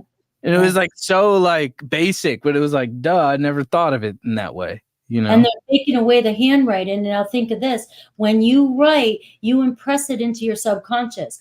If you write, or you draw, or you visualize, your subconscious doesn't know anything. It's we can tell what we want it to, but if we're not paying attention to what we're writing, our subconscious can interpret it certain ways, right? And then we project it out. So it's very important to pay attention to what words you're using. Certain words have certain spells. Certain words can you got to make sure you know what you're saying. And when you speak out into the universe, to me, that's more powerful. I think it's because I have my stellium in house 3 and in South Node Gemini. So I feel like my entire life has always been, even when I'm doing my live streams, before I go on my live streams, I have to speak out loud my intentions for the live stream. I write my intentions down every day and then I speak them out, because there's something magical about declaring it. Your command, your word is your command. You command the universe. That's Neville Goddard as well too. And it's such a powerful tool. And if you have like Aquarius, rising would have a powerful 3rd house right now, right? Yep. So that's where I'm saying that's probably super powerful for you to be using your words wisely and making sure what you're saying, because sometimes our self-talk is our magic too. You're your worst enemy. You're constantly self-talking to yourself. You're saying shit to yourself. You're your worst best friend, and that's magic as well too. And when you say things like I can't, and things, the things that we've learned, basic things we've learned that we've taken for granted. We've been being taught these things for a long time. We just took it for granted. We just didn't understand the layers of it. So I just went on another rant. I love that. That hit me hard, actually. That was amazing. Yeah, it's the most powerful tool. The fastest manifesting, and also drawing. Even if you doodle on a piece of paper, even if you can't draw for shit, if you're drawing and you're fantasizing, like, people, I used to draw dollar signs when I was a kid all the time. Oh, the 3 lines, and then I missed that. Yeah, and it was like when you're drawing, you're actually manifesting too. You're getting into your imagination. You're getting everything working, and it all works together. It's so powerful. I love that. Yes, I believe it. I'm passionate about that. I love what you said about saying I can't, because it really hit home for me, because my dad is very discipline oriented, and every time when I was a child and I would say I can't, like, my dad would be furious at me. Yeah. Yes. And I'm so grateful for that. Yeah. I didn't understand it. Now I get it. And when you said that, I was like, damn. That's all of us. But when we were younger, our parents and the people who came from old school used to say the same things. Proper, there's a reason for it. But we've gotten into slang. We say these things and we take it for granted. We're like, oh, okay, whatever. But no, they were teaching us the law. They were teaching us. But there's just so many layers. The universal law. Yeah. Amazing. Yeah. That was great. Yeah. Thank you. Yes. Everybody absolutely loves you. I just want to keep doing this so people, when they click on the timestamps, they'll come back and they'll make sure you are liking and subscribing to Alex Skiles Astrology. He is amazing. I appreciate it. Lab, and everybody's loving it. So if you want to win a astrology reading, go over, subscribe, go to my Instagram, subscribe there, follow, and tell me in a DM, done. And you could win an astrology report. All right. So let's move on to Pisces. Pisces. The final shebang. Pluto is in your 12th house. So, it's about to come back into your 11th house. So, you've been really going through a massive transformation on how you want to connect with the world, your friendships, your relationships, and definitely you've gotten a taste on this kind of spiritual transformation that you're about to go through. But you're comfortable in that. Aquarius that we just talked about, who has been going through their spiritual transformation over the past 15 years, hasn't been as easy. For you, you've surfed these waves before. You've been here before. In many lifetimes and many past lives. And Pisces is naturally connected to their past lives. Neptune's in your 1st house. There's been a lot of confusion about your identity and who you are. And I think Saturn is kind of helping you understand and like putting you in a place where you can discipline yourself so you can be more in a physical reality to understand who you are as an individual, and I think now like Mars is in your second house, your manifesting energy is at its peak, right? When you have Mars in your second house, the second house is Taurus. So when you have Mars there, like you are acting upon your manifestation abilities in such a powerful way, right? And I know that people always associate, manifestation with Taurus or with Jupiter, right? Or with, Jupiter rules Sagittarius. But what is manifestation without action? Nothing, right? What's light without darkness? We already talked about that. But Mars is where we take action on what we're manifesting. And when you're going through a Mars second house transit, you want to grab a hold of that physical energy and put it into action, because whatever you create and whatever vision you have, and this is Pisces' gift, is just being able to have the vision, right? You have the ability and the libido and the strength to really act upon what you want to create, what you want to attract. You have all the resources that you need. More resources are coming in for you, right? And definitely with this new moon in your third house and Venus in your third house and Jupiter and Uranus just conjunct in your third house. It's like what Frankie just said about using your words to shape your reality. This is what Jupiter and Uranus is for you. So the words that you speak is what's going to expand, and it might lead you into weird, unexpected places, but it was necessary and it's what was meant for you. So everything you say is going to expand your reality, right? And I think for you and your love life, and I think this is so interesting because Venus is in Taurus, getting ready to conjunct with the sun. It's going to cross where this Jupiter-Uranus just happened, where this new moon just happened. So I think in your love life, it's like you got to kind of experiment with different people, right? Like, I don't think this is a time where Pisces is really attaching to any one thing, right? I think, Pisces loves everybody. Pisces is at one with everyone. No matter what, Pisces, when they get involved with somebody, they become them, right? So with Venus in your third house, getting ready to cross where all this amazing Jupiter, Uranus, and this new moon just happened, it's like new environments are going to expand your life. Different kinds of people, doing different things, hooking up with different kinds of people is going to work out great for you, right? I really do think that. And, Jupiter is going to come into your fourth house. So it's like you could be moving into a much more secure home over these next few months. This full moon that we're about to have, there can be some endings in your career sector where it's like, okay, like I need to like make some changes in my career. There's going to be massive changes in your career that are going to come up here, right? And I think for you, it's just being willing to explore different types of relationships, and if you're willing to explore different areas and try different things and experience different types of people, and definitely people who are not like you with Uranus here and the third house. That's kind of the thing about Gemini and Aquarius. Uranus is the ruling planet of Aquarius. The third house is the house of Gemini. So it's like, that's what Gemini and Aquarius have in common, is that, they kind of like different things. They like different kinds of people. They like to do the more odd kinds of things, like they like the shock value, right? I think whenever you're willing to connect with different people, connect in different unique ways, you might be surprised how your life transforms and how your life expands, right?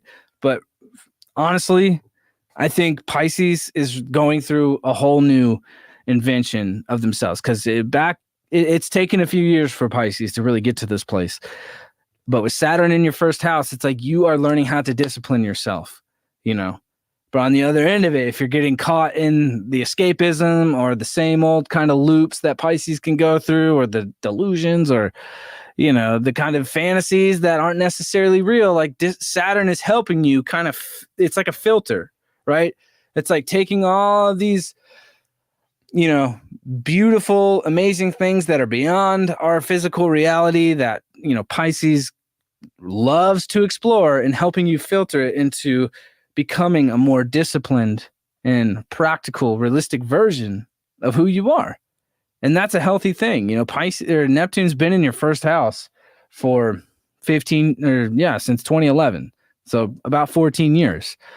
13, 14 years. And it won't be done until 2026, 27. So, I think your ability to see the version of yourself that you want to become is your gift right now. It's like, oh, I want to look like this. I want to become this person. This is the character I want to be. The first house in Aries is your character, the character you want to develop. And I think for you, it's about being able to visualize it.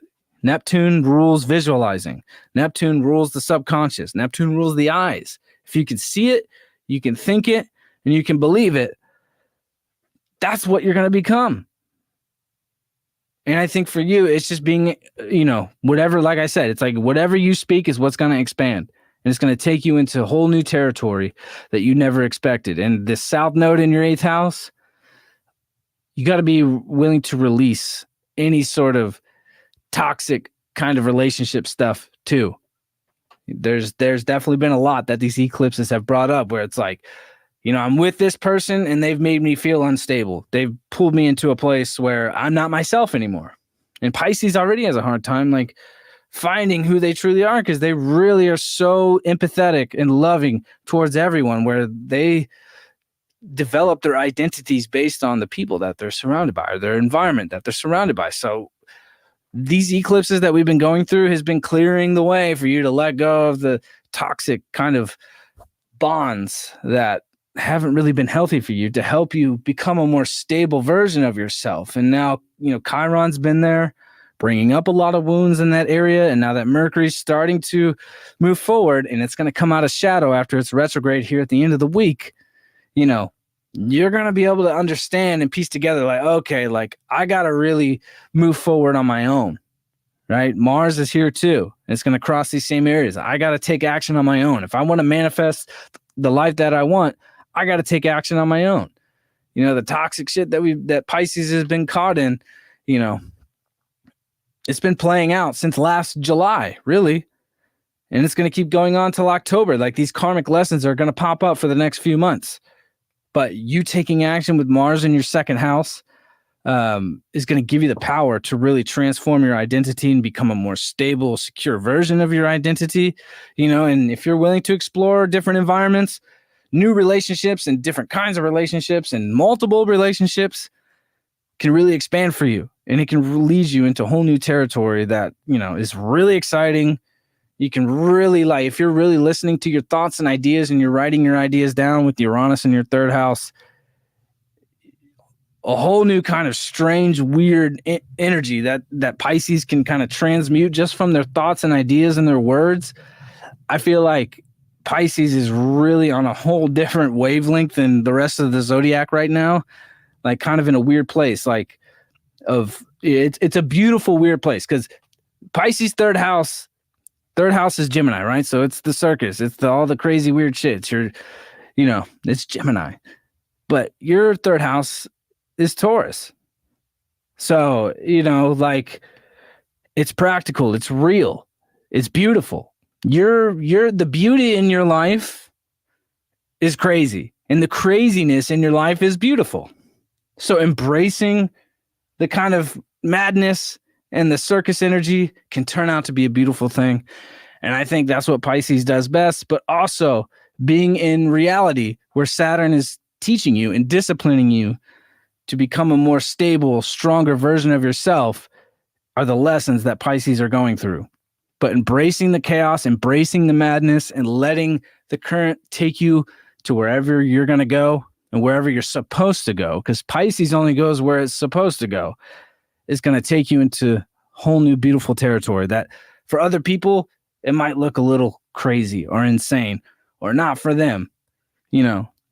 Pisces beauty and their taste is very unique and specific for them. Yeah, I got immersed. That was beautiful. That was, I got the Lover's card for Pisces. Ooh. I know, and the first one that got it today. And the thing is, yeah, Pisces have been going on my channel. I've noticed a lot of my members, a lot of people have Pisces moon, Pisces rising, Pisces, and relationship and boundaries is the biggest thing for Pisces. And Pisces is my seventh house. And it's like I understand it, and it's like very empathic sign. And when you were saying about the toxicity, the Lover's card, if you don't make, you've got to make a choice. You've got to make a choice because you want to be able to let down your guards. You like being that way. You want to, you're so forgiven, and you want to be in love. You're in love with love, and but you've got to be around the right people to do that, and you can be. And you can be. And so when you come in harmony with yourself and you follow and you create boundaries and release the toxic people in your life, you're not, no matter how much you think you can heal and fix other people, you could be the lightest of light beings and still walk through a swamp and pick up leeches and swampy gutter stuff. And you have to try and it's going to stick to you. You're eventually, and there's days where you're a little bit drained, and that stuff's just going to pull you down even more. And then you get so absorbed in it and you don't know how or why and can't get out of it. And I really don't like seeing my Pisces people in that energy. And I have friends who are Pisces too.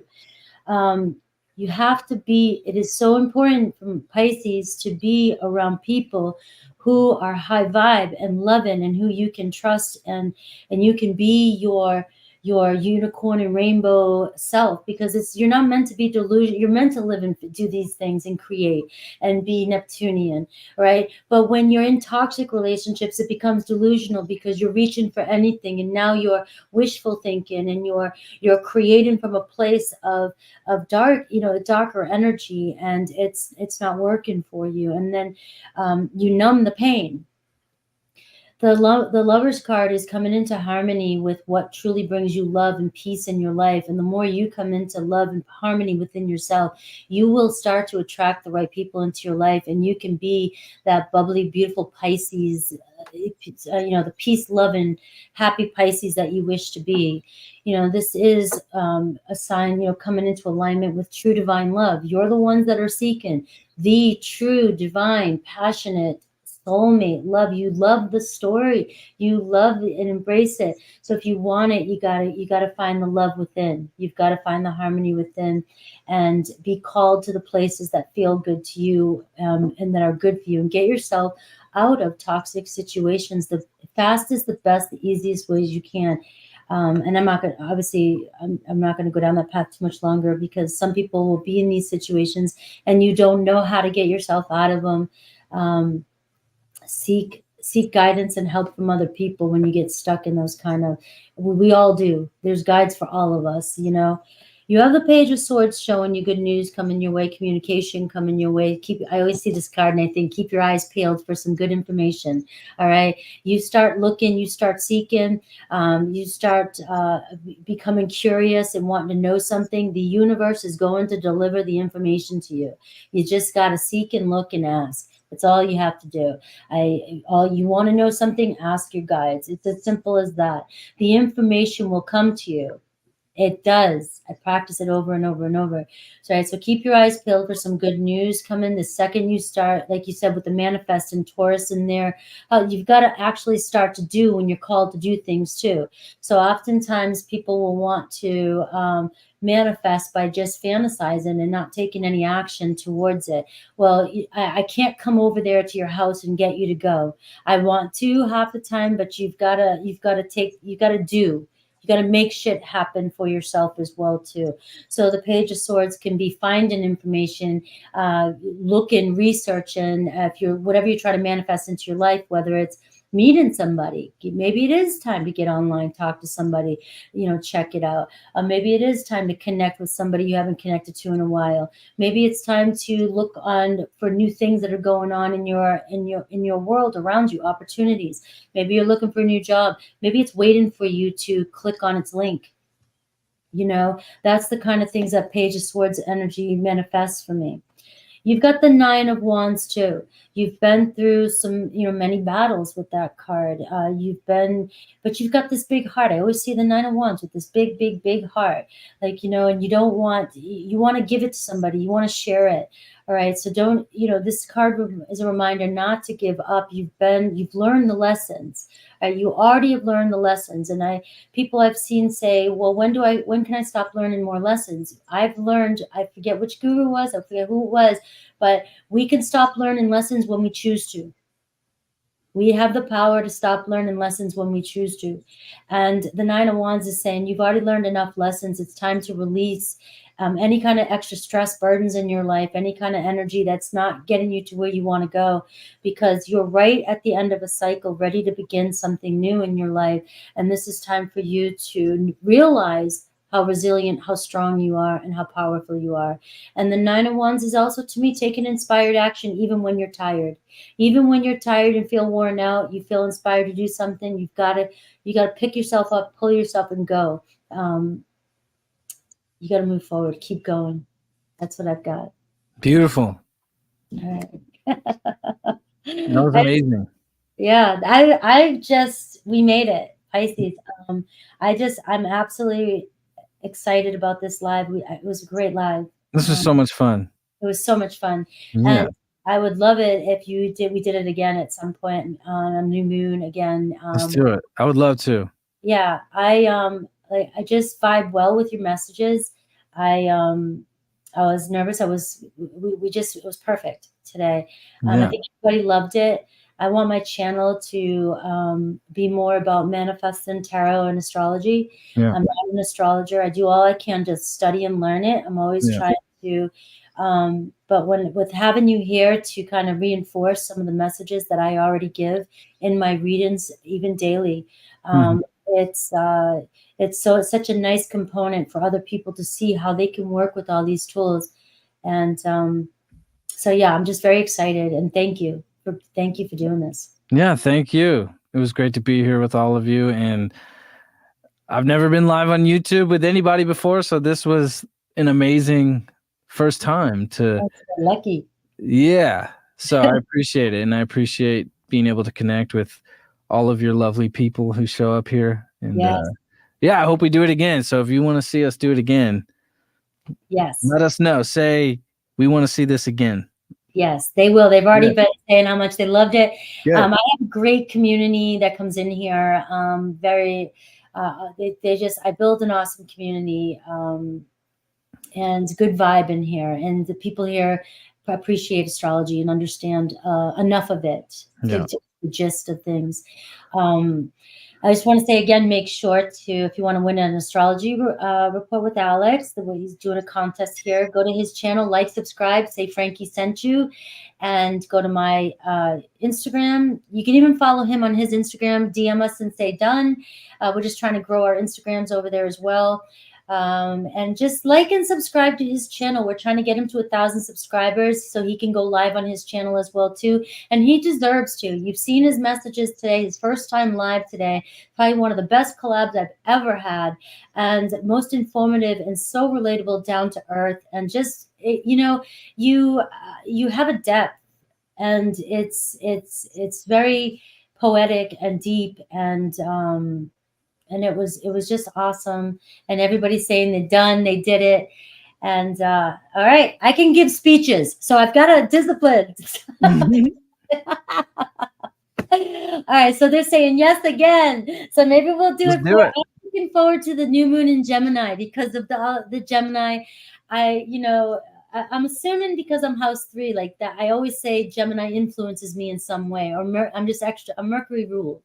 So I'm looking forward to the new moon in Gemini because I feel like that's going to be a very, even more so powerful time to communicate and express and write and create. And maybe I'm wrong. You're the astrologer. Yeah, I mean, new moons are always new beginnings, but this one specifically for the manifesting and what we're going to be going through for the next few years, I think the seeds that we're planting right now are the most potent.